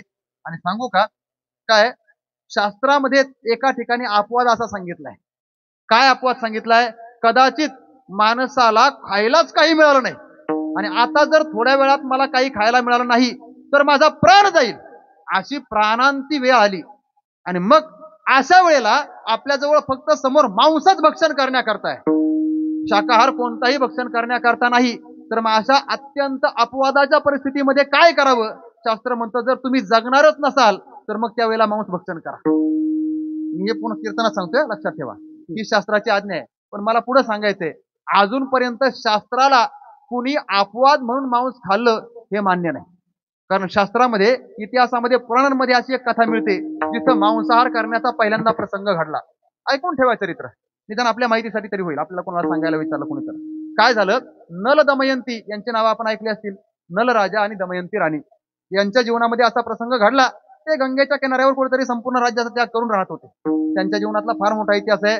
तदा दुःखैर्न लिप्यरन नल राम युधिष्ठिरा वगैरे तो स्वतंत्र विचार आहे, सांगण्याकरता वेळ नाही, मर्यादा आहे. त्यांचं चरित्र आपण स्वतंत्र पहा. तर गंगेच्या किनाऱ्यावर कुठेतरी आपला भिक्षा मागून राहत होते. प्रसंग असा झाला, ज्या ठिकाणी राहत होते त्या ठिकाणी दुष्काळ पडला. इतका दुष्काळ पडला, 2-4 वर्ष आवर्षण झालं, पाणी प्यायला सुद्धा नाही राहिलं. लोकांच्या घरी 2-5 घास काय असतील तेवढं लोक खायची, भिक्षा कोण वाढणार आहे? राजाला आणि राणीला जे रानावनात फिरताय, गंगेच्या किनाऱ्यावर कुठेतरी राहत आहे, 8-15 दिवस झालं काही खायलाच मिळालं नाही. गंगेच्या किनाऱ्यावर आहेत म्हणून आता गंगेलाही पाण्याचा दुष्काळ पडला. अगदी आटली गंगा, थोडासा कुठेतरी झरा वाहतोय आणि त्याच्यातलं पाणी पिऊन 8-10 दिवस काढले, 10-15 दिवस गेले. अशी परिस्थिती आली. नलराजाच्या लक्षात आलं, आता जर आपण काही खाल्लं नाही तर संध्याकाळपर्यंत आपण जगणार नाही. आता काय करायचं, आता काय करायचं? अशा अत्यंत बिकट परिस्थितीमध्ये नलराजा विचार करायला लागला, आता काय करायचं? नाही खाल्लं तर बरं, आजूबाजूची झाडं झुडपं सगळी सुकून गेलीत. पुढे एखाद्या झाडाचा पाला ओरबडावा, तो हिरवा पाला खावा. पाहुनिया झाडे ओरबडून पाला खाऊनही विठ्ठला आळवावे, तुकोबारांची भाषा आहे ना. पण झाड पाला खाऊन राहता येईल, पण तेही शक्य नाही. आता काय करावं? मग तो नलराजा इकडे तिकडे पाहतोय. तो म्हणतोय, दमयंती, माझा नाईलाज आहे, पण मला आता जर काही खायला मिळालं नाही तर संध्याकाळपर्यंत मी जगणार नाही. ती म्हणते, स्वामी तुमच्यासाठी काय करू मला सांगा, मला शक्य असेल ते मी सगळं काही करेन. राजाने सांगितलं, हे पहा, माझा नाईलाज आहे, शास्त्र आज्ञाही मला मान्य आहे, पण शास्त्र आज्ञेलाच प्रमाण मानून मी तुला सांगतो, अगदी आपत्कालीन परिस्थितीमध्ये प्राणांत संकट आलं तर मांसाहार भक्षण करायला शास्त्र आज्ञा देतं, म्हणून मी तुला आज्ञा करतो, हे जे पाणी वाहतोय ना, झरा वाहतोय ना, याच्यामध्ये एक मासा दिसतोय म्हटलं, तेवढा मासा पकड आणि मला शिजवून भाजून काहीतरी मला खायला दे. असं नलराजाने त्या दमयंती राणीला सांगितलं. तर राणी येते, पण रानावनात भटकतीये सध्या, परिस्थितीमुळं दुर्दैव आहे. तिने जाऊन तो मासा पकडला. प्रसंग ऐका बरं, लक्ष देऊन ऐका. तिने तो मासा पकडला आणि असं वर्णन आहे, तिने तो शिजवला सुद्धा. पण शिजवणं म्हणजे आता काय पाणी टाकून शिजवणं, भांडी वगैरे काहीच उपलब्ध नाही ना. मग तिने 3 दगडी मांडल्या, काय चकमकीने आगी पेटवली असेल आणि त्या अग्नीवर तो मासा भाजला, तसाच भाजला.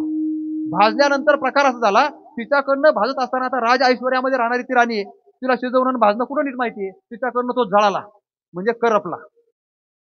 तो करपलेला मासा तिने राजाच्या समोर धरला. प्रसंग असा झाला, राजाने पाहिलं, राजा रागावला, तुला अक्कल नाही का म्हटले, अगदी माणूस मरायला लागला तरी कुणाची हिंसा करू नये, या वृत्तीवर असताना प्राण जाण्याची वेळ लागली म्हणून मी तुला मासा भाजायला सांगितला आणि तू त्याच्यातलाही अर्धा जाळून टाकला म्हटले.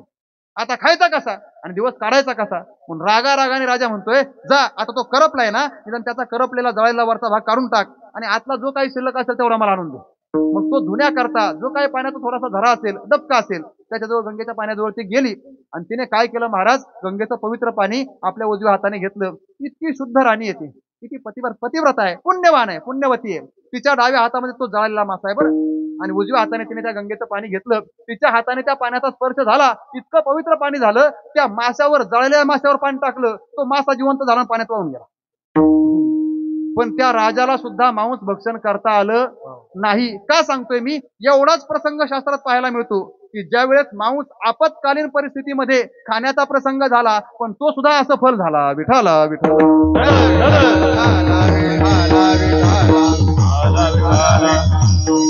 आणि कोणत्या वेशाने, कोणत्या आधाराने माणसं मांसाहार भक्षण करत असतील सांगता येत नाही महाराज. फार कठीण आहे. मांसाहार भक्षण करणं अत्यंत दुर्दैवाची गोष्ट आहे, कुणीही करू नये. उलट आपल्याला जर खरंच आपल्या परमार्थाचा, आपल्या प्रकृतीचा, आपल्या राज्याचा, आपल्या परंपरेचा अभिमान असेल ना, लगेच उठावं आणि गळ्यात माळ घालावी. माणसाचं सुदैव हे की माणसाला सद्बुद्धी व्हायला पाहिजे. माणसाच्या मनातली दुर्बुद्धी कधीतरी नष्ट व्हायला पाहिजे. टाळ्या वाजवणारी लक्षात ठेवा, नंतर माळ घालतात त्या पहा. अवघड आहे माणसं. एखादं वाक्य चांगलं ऐकलं का टाळ्या वाजवायला बरं वाटतं, पण ते फक्त कीर्तनापुरतच बरं वाटतं, ही फार चोखांती काय असतो. मला सांगायचंय काय, शिकारी वृत्ती नसावी याच्याकरता मी सांगतोय. माणसाच्या मनात क्रोध आला, हिंसक वृत्ती वाढते, तो शिकारी बनतो. जसं माणसाने विकारी नसावं तसं माणसाने शिकारीही नसावं. आणि तिसरं सांगितलंय, माणसाने भिकारीही नसावं. भिकारी नसावं म्हणजेच माणसाच्या मनात लोभ नसावा. कोणतीही गोष्ट कुणाचंही काही पाहिलं का मला मिळावं, जे माझं नाही ते मला मिळण्याची इच्छा, लोभ आहे. पुढच्याचं पाहिलं का लोभ. अगदी लोभ सध्या कीर्तनात पण येऊन पोहोचलाय. हा, हे मी तुमच्याबद्दलच बोलतो नाही, आमच्याबद्दलही बोलतो. हा लोभ इथपर्यंत येऊन पोहोचलाय, जो इथं नसला पाहिजे. मग लक्षात ठेवा, इथंही जर लोभ येऊन पोहोचला तर मग आम्ही भिकाऱ्यांच्या यादीमध्ये. विठाला विठाला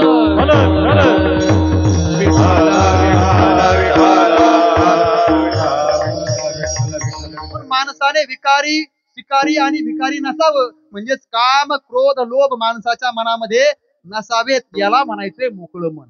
मन मोकळं असणं म्हणजेच त्याच्या मनामध्ये कोणताही विकार नसावा, आणि मन मोकळं असणं म्हणजेच माणसाच्या मनाला कोणतंही बंधन अर्थात मागचं कोणतंही आसक्तीचा लाग माणसाच्या मनाला शिल्लक असू नये. विठाला विठाला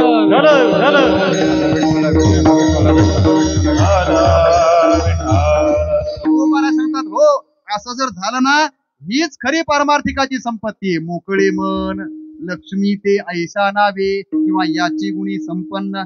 मोकळं मन असणं हा सद्गुण आहे. या गुणांनी माणसाने संपन्न असलं पाहिजे. महाराज कळलंय आम्हाला. आता आम्ही आमच्या मनाला कुठल्याही प्रकारचं बंधन गाठ शिल्लक ठेवणार नाही. मनामध्ये विकार, शिकारी वृत्ती आणि भिकारी वृत्ती अर्थात काम क्रोध लोभ शिल्लक ठेवणार नाही. पण हा एक सद्गुण झालाय. याच्याबरोबर अजून एक सद्गुण पाहिजे. कोणता? रसाळ वाणी. माणसाची वाणी. वाणी म्हणजेच गुळ विकणारा वाणी नाही बरं. हा, वाणी म्हणजेच काय झालं, एक म्हटला रसाळ वाणी म्हणजेच आमच्या गावात एक वाणी, त्याचा आडनाव रसाळ आहे. मग कोण झाला तो?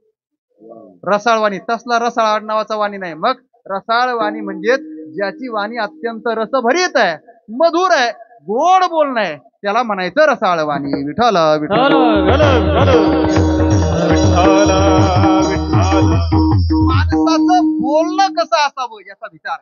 माणसाचं बोलणं मधुर असलं पाहिजे. मधुरा वाणी ओठी मुखी अमृताची वाणी, देह देवाचे कारणी. अमृताची वाणी वरुषला शुद्ध, अमृताची वाणी वरुषला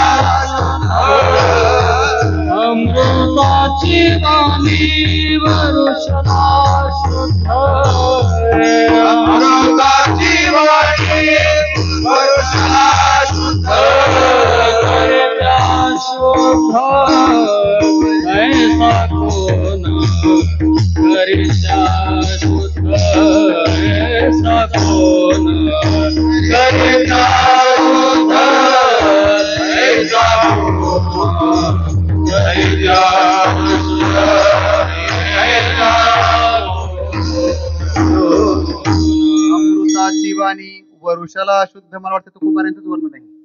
हा, तुकोबाऱ्यांचं वर्णन आहे. तुकोबाऱ्यांची वाणी कशी आहे? साक्षात अमृताचा वर्षाव ज्या वाणीतून होतो ती त्यांची वाणी आहे. रसाळ वाणी. किंवा आली मुखा वाटी अमृत वचने उत्तीर्णता येणे नव्हे जन्मी.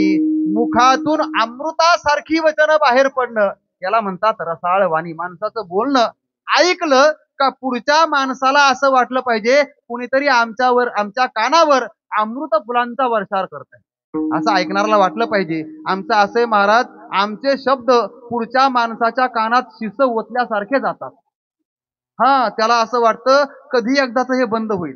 आम्ही जर बोलायला लागलो ना, आमचं बोलणं नसतंच महाराज, मग बरळणं असतं. अनंत वाचाळ हा, बरळ करतो ना, बरळणं. आता हे सांगणं शक्य आहे का म्हणा तुम्हाला? आम्हाला माहित नाही का बरळणं? आम्ही दररोज बरळतो. फक्त मी नेहमी सांगत असतो काय महाराज, बरळण्यात पण 2 प्रकार आहेत बरं. बरळण्यामध्ये किती प्रकार? 2. काही माणसं झोपेत बरळतात, काही माणसं झोपेत बरळतात आणि काही माणसं जागेपणी बरळतात. बरं, त्यातलं वर्म सांगू. झोपेत बरळणारे परवडले, कारण त्यांचं बरळणं हे कुठपर्यंत असतं? जोपर्यंत झोपलाय तोपर्यंत पण नाही, जोपर्यंत तो स्वप्नात आहे तोपर्यंतच बरळतो. स्वप्न संपलं का त्याचं बरळणं संपलं. पण हे जागेपणी बरळणारे आहेत ना, ते कधी कुठं कसं आणि काय बरळतील याची गॅरंटीच नसते. ज्ञानोबा त्यांच्याबद्दल बोलतात, अनंत वाचाळ बरळती बरळ. आमचं बोलणं म्हणजेच बरळण आहे, पण संतांचं बोलणं म्हणजेच अमृत फुलांनी अगदी भगवान परमात्म्याच्या अमृत वचनांचा उच्चार करणं आहे. म्हणून रसाळ वाणी. आणि अजून सांगतो ऐका, थोडा विस्तार करायचा आहे, मला माहिती वेळेची मर्यादा आहे, जिथपर्यंत जाऊ तिथपर्यंत आपण चिंतन करूयात. पण रसाळ वाणी म्हणजे काय? माणसाचं बोलणं गोड असावं. गोड म्हणजेच मधुर असावं. मधुर म्हणजेच अत्यंत पुढच्याला ऐकावं असं वाटलं पाहिजे. मग ऐकावं असं वाटलं पाहिजे म्हणजेच आपण बोलतो, आपल्या बोलण्यातून पुढल्याला काहीतरी ग्रहण करायला मिळालं पाहिजे असं बोलणं असावं.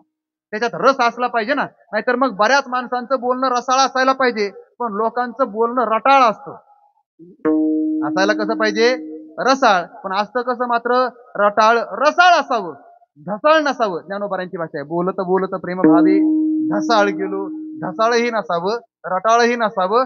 असलं तर फक्त आणि फक्त अमृतासम रसाळच असलं पाहिजे. विठ्ठल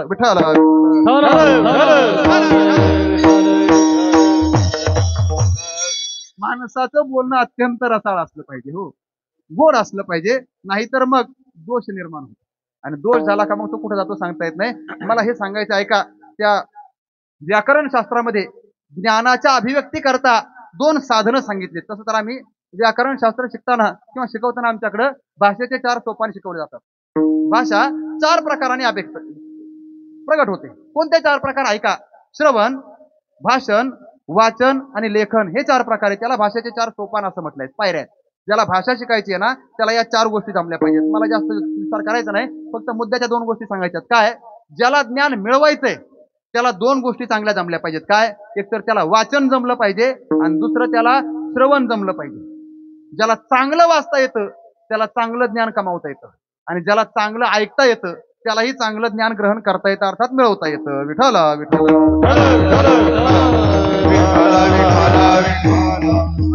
वाचन आणि श्रवण हे ज्ञान ग्रहण करण्यासाठी आहे, आणि पुढे ऐका, ज्ञान अभिव्यक्त करण्यासाठी, ज्ञान देण्यासाठी 2 गोष्टी आहेत. काय?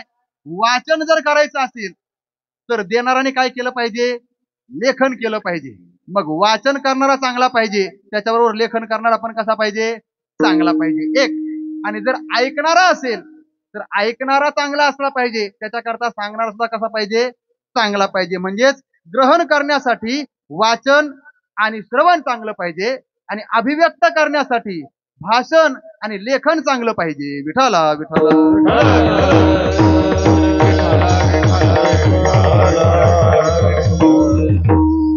या दोन्ही गोष्टी जमल्या पाहिजेत. निदान अभिव्यक्ती करण्याचा विचार, आज मी जर तुमच्या समोर अभिव्यक्तीसाठी उभा असेल तर मला या 2 गोष्टींचा विचार केला पाहिजे. काय? अभिव्यक्त करताना लेखनही चांगलं असलं पाहिजे, आणि अभिव्यक्त करताना भाषण सुद्धा चांगलं पाहिजे. आता लेखनाचा विचार स्वतंत्र आहे, त्याच्यासाठी एक स्वतंत्र शिक्षा नावाचं प्रकरण आहे.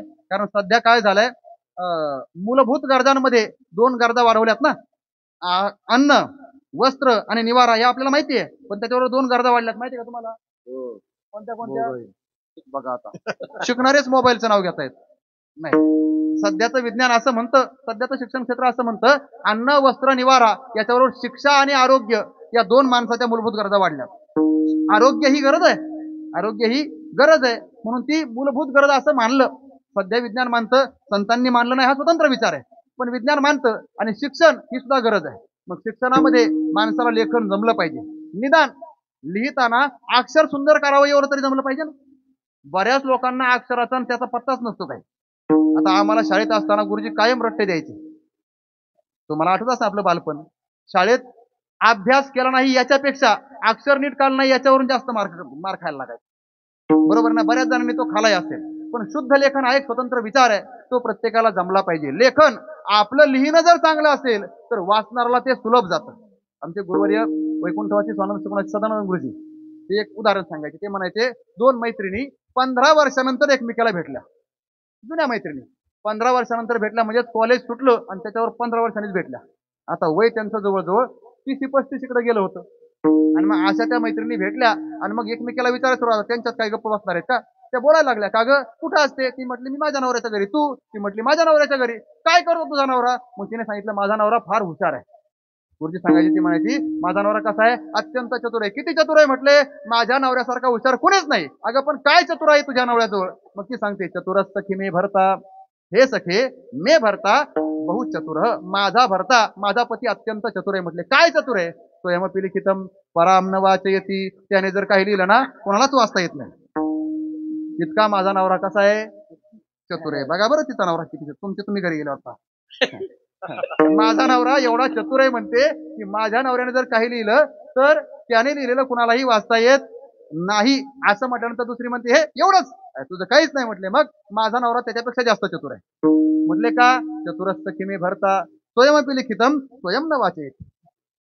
तुझ्या नवऱ्याने लिहिलेलं दुसऱ्याला वाचता येत नाही, पण माझ्या नवऱ्याने जर आज काय लिहून ठेवलं ना, उद्या त्यालाच ती चिठ्ठी सापडते तो म्हणतो एकूण काय लिहिलंय.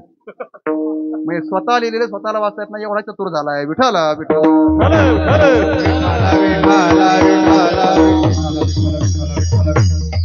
एक उदाहरण आता परवा ऐकलं. काय झालं, आता ते सगळ्यात भारी अक्षर कुणाचं असेल इथलं नाही सांगत मी, आमच्या गावाकडचं सांगतो. सगळ्यात भारी अक्षर सध्या शिकलेल्यांमध्ये डॉक्टर लोकांचं. कोणाचं कळत नाही ना, म्हणजे त्यांचं अक्षरच भारी असतं तेवढं. आता काय बरं ते कुणालाच कळत नाही. आमच्या गुरु सांगायचे म्हणायचे डॉक्टरचं अक्षर कळण्याकरता मेडिकलच शिकावं लागतं. डॉक्टरचं अक्षर कोणाला कळतं? फक्त मेडिकल वाल्यालाच कळतं, दुसऱ्या कोणालाही अक्षर कळत नाही. आमचे गुरुजी म्हणाले, त्यांनी एक उदाहरण सांगितलं. ते म्हटले काय झालं, एक मनुष्य दवाखान्यात गेला आणि दवाखान्यात त्याने आपल्या डॉक्टरला सांगितलं आमका आमका त्रास होतोय, दुखतोय, काहीतरी औषध द्या. औषध द्या म्हटल्यानंतर डॉक्टरांनी आपलं ते प्रेस्क्रिप्शन असतं ना काहीतरी, कागदावरती औषधं लिहून दिली. काय 2-4 वही लिहून दिले असतील. त्याने ती चिठ्ठी घेतली आणि मेडिकलवाल्याकडे गेला. मेडिकलवाल्याने ती चिठ्ठी पाहिली. आता त्याच्यावरती 4 ओळीत काहीतरी लिहिलं होतं. त्या 4 ओळी यांनी पाहिल्या, 3 औषधं दिली आणि मग तो मेडिकलवाला म्हणतोय हे दुसरं, तिसरं आणि चौथं ही औषधं आहेत, पण पहिल्या ओळीत लिहिलं ते औषध माझ्याकडे नाही म्हटलं. मेडिकलवाला काय म्हटला, पहिल्या ओळीमध्ये लिहिलेलं औषध माझ्याकडे नाही. असं म्हटल्यानंतर हा म्हटला मग दुसऱ्या मेडिकलमध्ये पाहतो. तो दुसऱ्या मेडिकलकडे गेला आणि तिथं गेल्यानंतर त्याने त्या मेडिकलवाल्याला सांगितलं, म्हटले बाकीचे औषधं भेटलेत, ते पहिल्या ओळीतलं अक्षर आहे तेवढं भेटत नाही म्हटलं. तो मेडिकलवाला इतका हुशार, मला त्याने पाहिलं, जरा व्यवस्थित वाचलं आणि तो म्हणतोय हे औषध घ्यायचंय माझ्याकडं, पण कंपनी बदल चालेल का?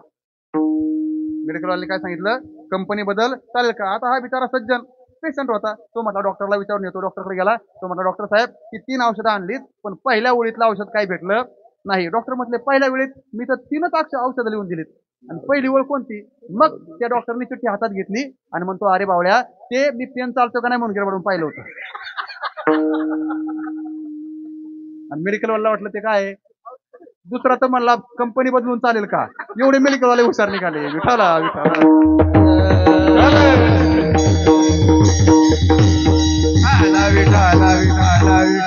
ज्ञान अभिव्यक्त करायचं असेल, द्यायचं असेल तर लेखन चांगलं पाहिजे.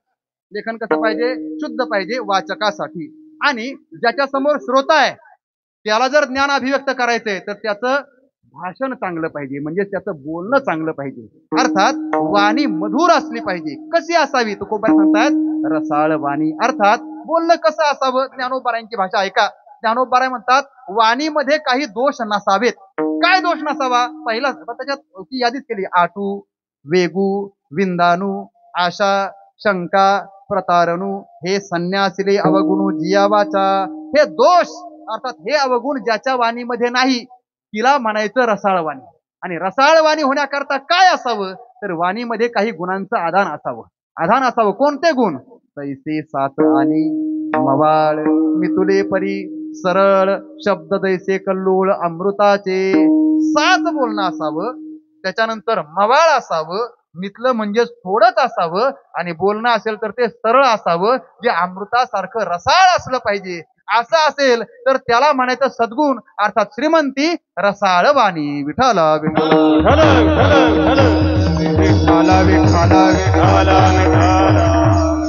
आणि ऐका बरं, मोकळं मन याच्यानंतर रसाळ वाणी. अगोदर रसाळ वाणी मग मोकळं मन नाही, कारण मन मोकळं झाल्याशिवाय माणसाची वाणी रसाळ होत नाही. वाणी जर रसाळ व्हायची असेल ना तर मन कसं असावं लागतं? मोकळं असावं लागतं. मनामध्ये विकार नसेल तर बोलणं हे रसाळ होतं, आणि मनामध्ये जर विकार असेल तर माणसाचं बोलणं रसाळ होत नाही, ऐकणाऱ्याला ते गोड वाटत नाही. रसाळ शब्दाचा थोडासा अर्थ करायचा असेल तर रस म्हणजे काय? तर रस शब्दाचा अर्थ आपल्याकडे एखादा पदार्थ पिळायचा आणि त्यातला द्रव काढायचा, याला आपण काय म्हणतो? रस म्हणतो. पण शास्त्राला रस शब्दाची ही व्याख्या मान्य नाही, कारण शास्त्रामध्ये रस शब्द 2 प्रकाराने वापरला जातो. एक आहारातले रस वेगळे आणि दुसरं साहित्यातले रस वेगळे. आहारामध्ये 6 रसांचा विचार आहे. आहारामध्ये 6 रसांचा विचार आहे आणि साहित्यामध्ये 9 रसांचा विचार आहे. नवरसी भरवी सागरू करवी उचित रत्नांचे आगरू भावार्थाचे गिरीवरू निफजवी माये. हा 9 रसांचा विचार साहित्यशास्त्राने केलेला आहे. पण लक्षात ठेवा, भोजनातले 6 रस बाजूला राहिले, साहित्यातले 9 रस बाजूला राहिले. मग संतांच्या वाणीमध्ये असणारा रस, ज्याच्यामुळे त्यांची वाणी रसाळ झाली, हा रस कोणता? तर परमात्मा नावाचा रस आहे. हा रस आनंदाचा, घोष करू हरिनामाचा, किंवा उपनिषदांची भाषा आहे रसो वै सहा. परमात्मा कसा आहे? तर परमात्मा रसरूप आहे. मग परमात्मा जर रसरूप असेल तर परमात्म्याचं स्वरूप असणारा जो रस, तो रस ज्यांच्या वाणीमध्ये आहे, बोलण्याची नाही, आता देवाविन काही, हे ज्यांच्या वाणीचं स्वाभाविक कर्तव्य आहे किंवा स्वभाव बनलेला आहे, त्यांच्या वाणीच्या संबंधाने म्हणावं मोकळे मन, रसाळ वाणी. आणि अशी ज्यांची वाणी असते, अर्थात या गुणांनी संपन्न जे असतात ना, त्यांच्याजवळ असते तीच खरी लक्ष्मी. अभंगाचं दुसरं चरण. लक्ष्मी ते ऐशा नावे, लक्ष्मी ते ऐशा नावे, लक्ष्मी ते ऐशा नावे,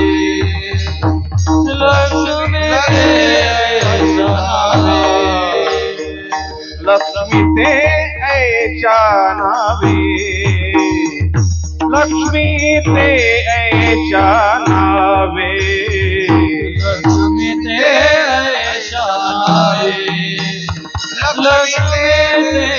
ऐशा नावे. भाग्य जावे तरी जानी, भाग्य जावे तरी जानी, लक्ष्मी ते ऐशा नावे, लक्ष्मी ते ऐशा नावे. जावे तरी जानी,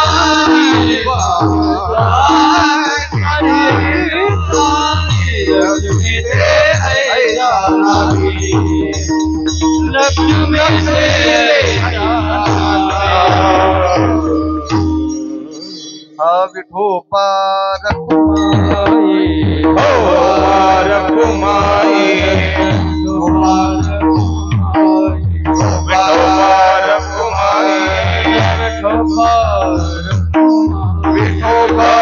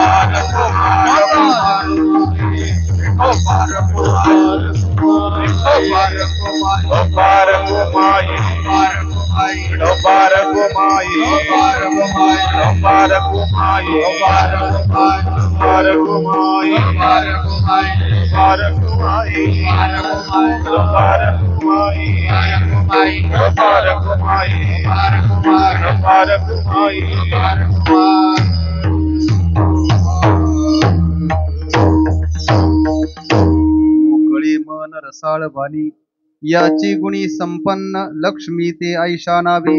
भाग्ये ज्यावे तरी त्यांनी, तुकोबाराय म्हणतायत हो, माणसाचं मन मोकळं असावं, अर्थात मनाला कोणतंही बंधन नसावं एक, आणि मनामध्ये कोणताही विकार नसावा दोन. अशा प्रकारे माणसाचं मन जर मोकळं झालं तर माणसाच्या मुखातून बाहेर येणारं वचन हे सतत नित्य रसाळ होणार आहे. आणि रसाळ वाणी होणं या गुणांच्या संपत्तीला आम्ही खरी श्रीमंती मानतो.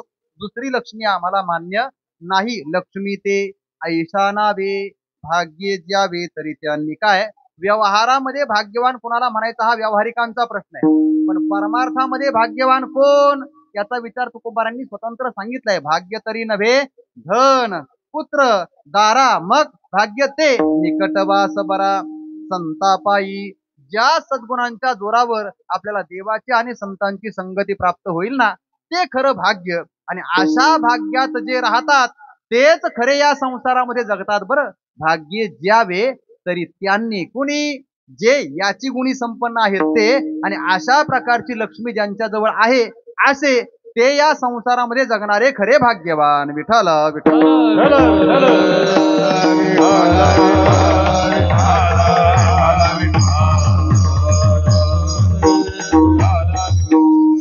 थोडासा विचार केला पाहिजे.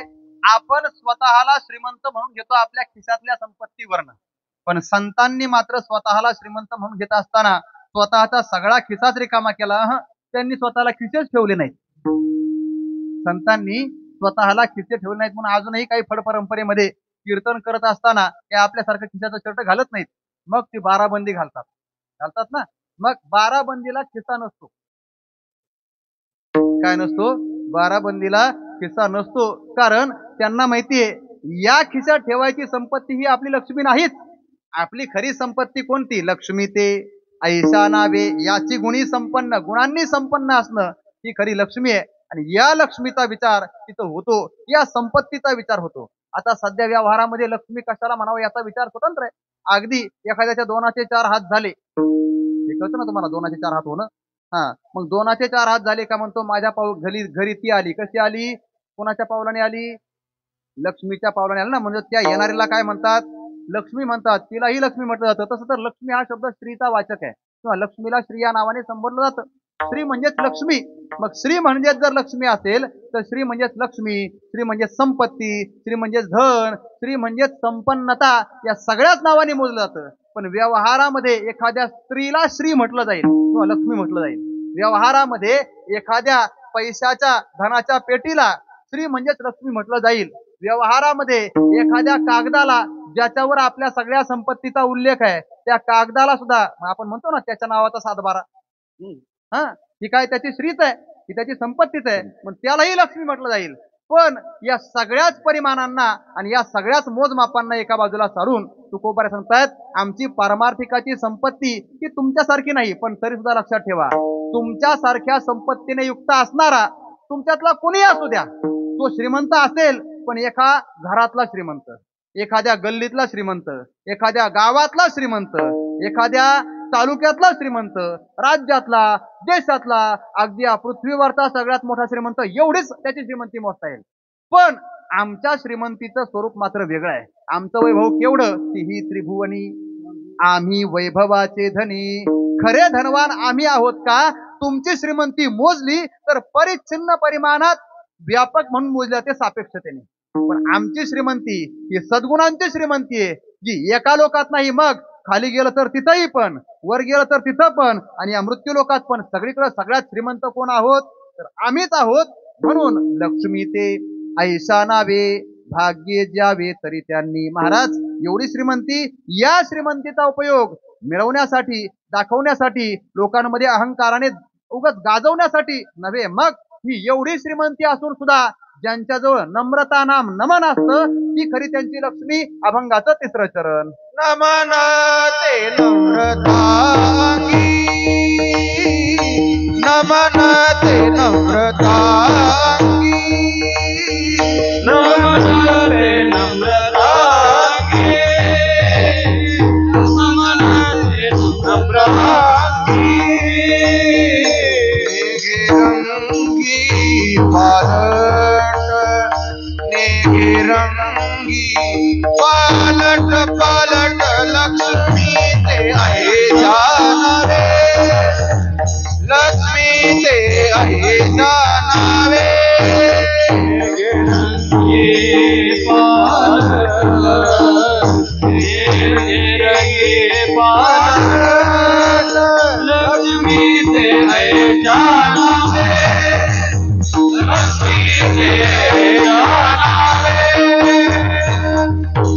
नमनते नम्रतांगी मेघे रंगी पालट. अंगामध्ये असणारी नम्रता म्हणजेच नमन बुद्धी ही पारमार्थिकाची संपत्ती आहे. बरं, नम्र असलं पाहिजे. आता सध्या एक प्रकार आहे, माणसं म्हणतात महाराज मोडेल पण वाकणार नाही. वाकला तर काय झिजणार आहे का? महाराज वाकण्यासारखा सद्गुण नाही, हे लक्षात ठेवा बरं. पारमार्थिकाला सतत वाकताच आलं पाहिजे. मग पारमार्थिकामध्ये कदाचित डोकं नसलं तर चालेल, पण कंबर असावी, कारण वागता आलं पाहिजे.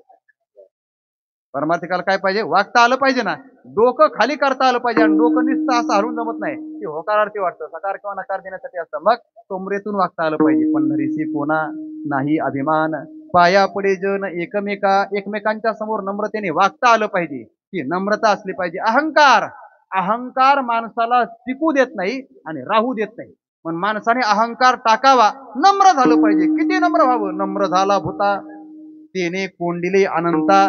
देव मिळवण्यासाठी माणसाजवळ नम्रता असली पाहिजे. आणि नम्रतेचं स्वरूप नामदेवरायांनी सांगितलंय, नमनते नम्रता न देखे गुणदोष, अंतरी प्रकाश आनंदाचा. नम्रता असण्याकरता दुसऱ्याचे गुणदोष पाहण्याची बुद्धी संपली पाहिजे.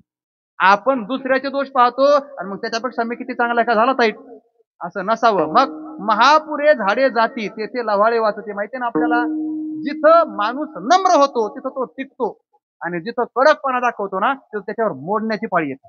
म्हणून आपल्याला मोडावं लागणार नाही. याच्याकरता अहंकाराचा कडकपणा अर्थात ताठरपणा माणसामध्ये नसावा. मग माणसाने लवचिक असलं पाहिजे, सतत नम्र असलं पाहिजे. नमनते नम्रता अंगी हा गुण आहे. आणि पुढे सांगितलंय, नेघे रंगी पालट, रंग बदलणारा नसावा. म्हणजेच माणसाच्या जीवनात सतत रंग बदलण्याची सवय लागली.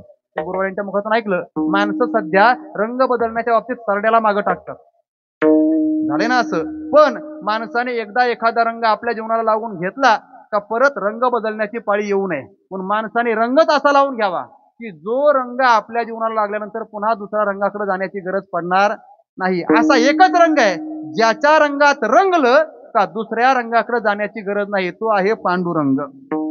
बस या पांडुरंगाचा रंग, तुका म्हणे मना श्रीरंगाचा रंग, बस हा रंग लागला पाहिजे. माहितीये सगळ्यांना, रंगी रंगे रे श्रीरंगे, या रंगामध्ये माणसाने रंगावं. बस एवढं रंग आपल्या जीवनाला लागला की मग पुन्हा बदलायची गरज नाही. नेघे रंगी पालट ही संपत्ती आहे, ती श्रीमंती. कोणी म्हणेल महाराज एवढा वेळ 2 तास तुम्ही घेतलेच आमचे, आम्हाला वाटलं होतं तुम्हाला लांब जायचे, तुम्ही लवकर सोडताल, पण तुम्ही वेळ घेतलाच. आता आम्हाला फक्त एवढं सांगा, जर अशा संतांच्या संपत्तीचा विचार, लक्ष्मीचा विचार, श्रीमंतीचा विचार तुम्ही आम्हाला सांगताय, तर ही संपत्ती त्यांची झाली, ही श्रीमंती त्यांची झाली, आणि हे त्यांचं धन आहे. आम्हाला उपयोग काय? तुकोबारा आपल्याला उपयोग काय हे सांगतायत अभंगाच्या शेवटी. म्हणे त्याच्या नावे, तुका म्हणे त्याच्या नावे, तुका म्हणे त्याच्या नावे,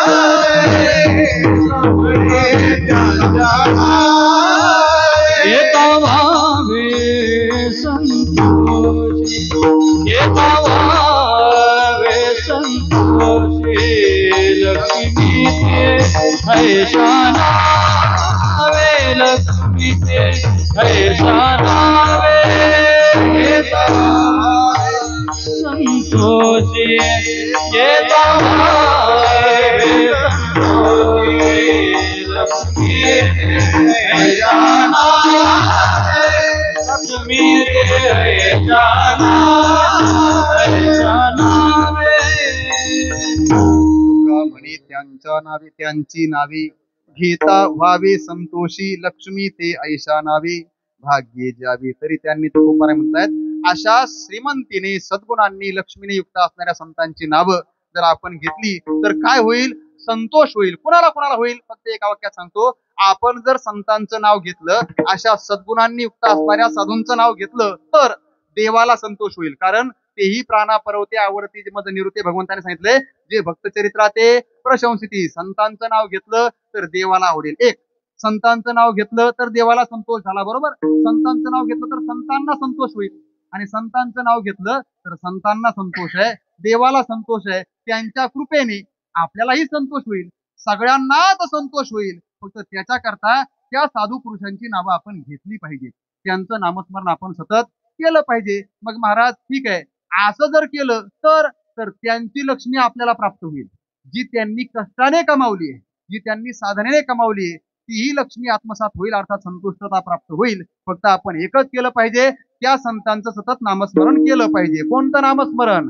ज्ञानेश्वर माऊली ज्ञानराज माऊली, ज्ञानेश्वर माऊली ज्ञानराज माऊली, ज्ञानेश्वर माऊली ज्ञानराज माऊली.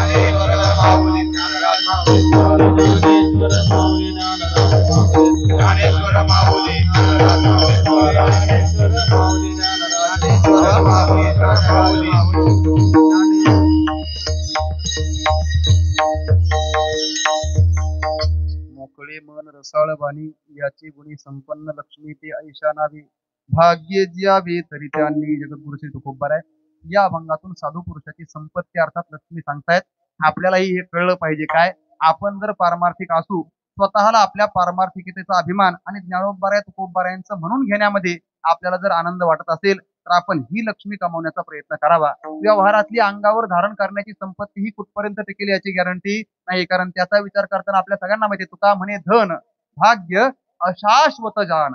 मग माणसाने धन कमवावं पण शाश्वत धन कमवावं आणि शाश्वत धन जे आपल्या बरोबर येणार आहे त्याचं नाव आहे पारमार्थिक धन. परमार्थ महाधन जोडी देवाचे चरण व्हावया जतन हे उपाय लाभाची ही संपत्ती कमवावी. म्हणजे काय करावं गळ्यात सोन्याचे दागिने घालता येतील का नाही माहित नाही पण गळ्यात तुळशीचे अलंकार घालता आले पाहिजे. बस ही पारमार्थिकाची संपत्ती आहे हे आपल्याला कमावता आलं पाहिजे. पण आम्ही नेहमी सांगत असतो काय करावं पारमार्थिक श्रीमंतीने संपन्न व्हायचे ना गळ्यामध्ये पवित्र तुळशीची माळ घालावी. एकादशी सोमवारचं व्रत करावं. आळंदी पंढरपूर देहू पैठण त्र्यंबकेश्वर क्षेत्रांची वारी करावी. आपल्या घरामध्ये आपले धर्मग्रंथ आहेत गाथा ज्ञानेश्वरी भागवत गीता अगदी शक्य असेल तर पुराण हे सगळे ग्रंथ आपल्या घरी असावेत आणि फक्त हळद कुंकू आणण्यापुरते नसावेत. मग ते वाचण्यासाठी असावेत त्यांची उपासना करण्यासाठी असावेत. ग्रंथांचं वाचन पारायण आपल्याकडनं घडावं आणि सगळ्यात महत्वाची गोष्ट म्हणजे भजन कीर्तन करत असताना सर्वांना नामस्मरणाबद्दल प्रीती निर्माण व्हावी. सतत सर्वांच्या मुखामध्ये भगवंताचं गोड नाम आलं पाहिजे. भगवंताच्या नामस्मरणामध्ये आपल्या जीवनाचा कालक्रम करण्याची सद्बुद्धी आपल्या सगळ्यांना व्हावी एवढी सद्भावना व्यक्त करतो.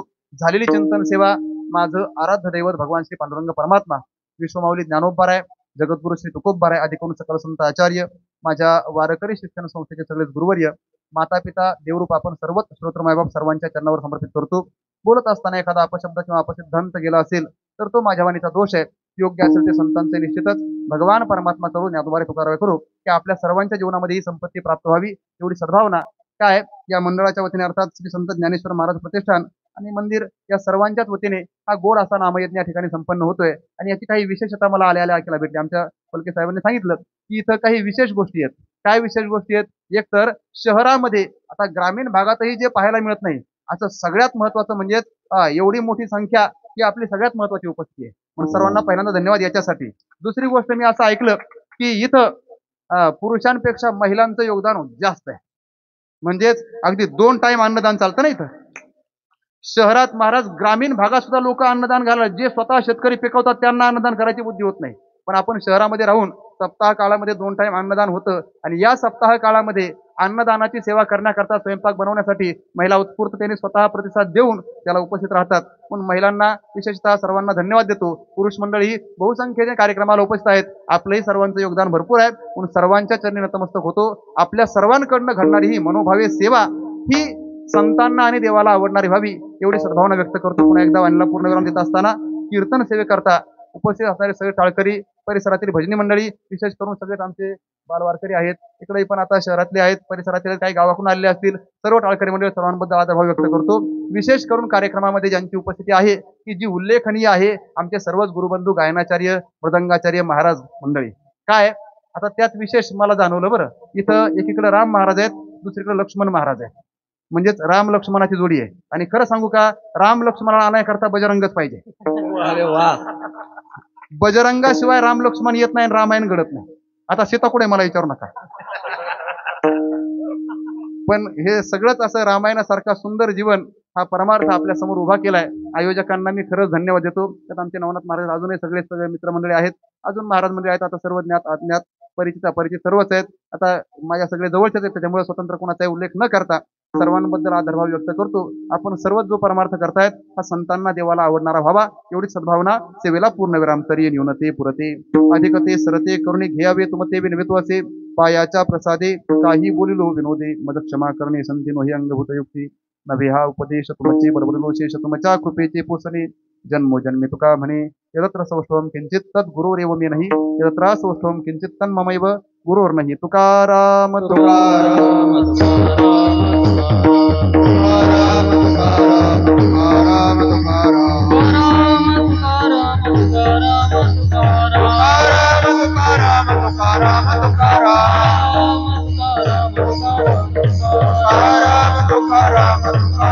तुकाराम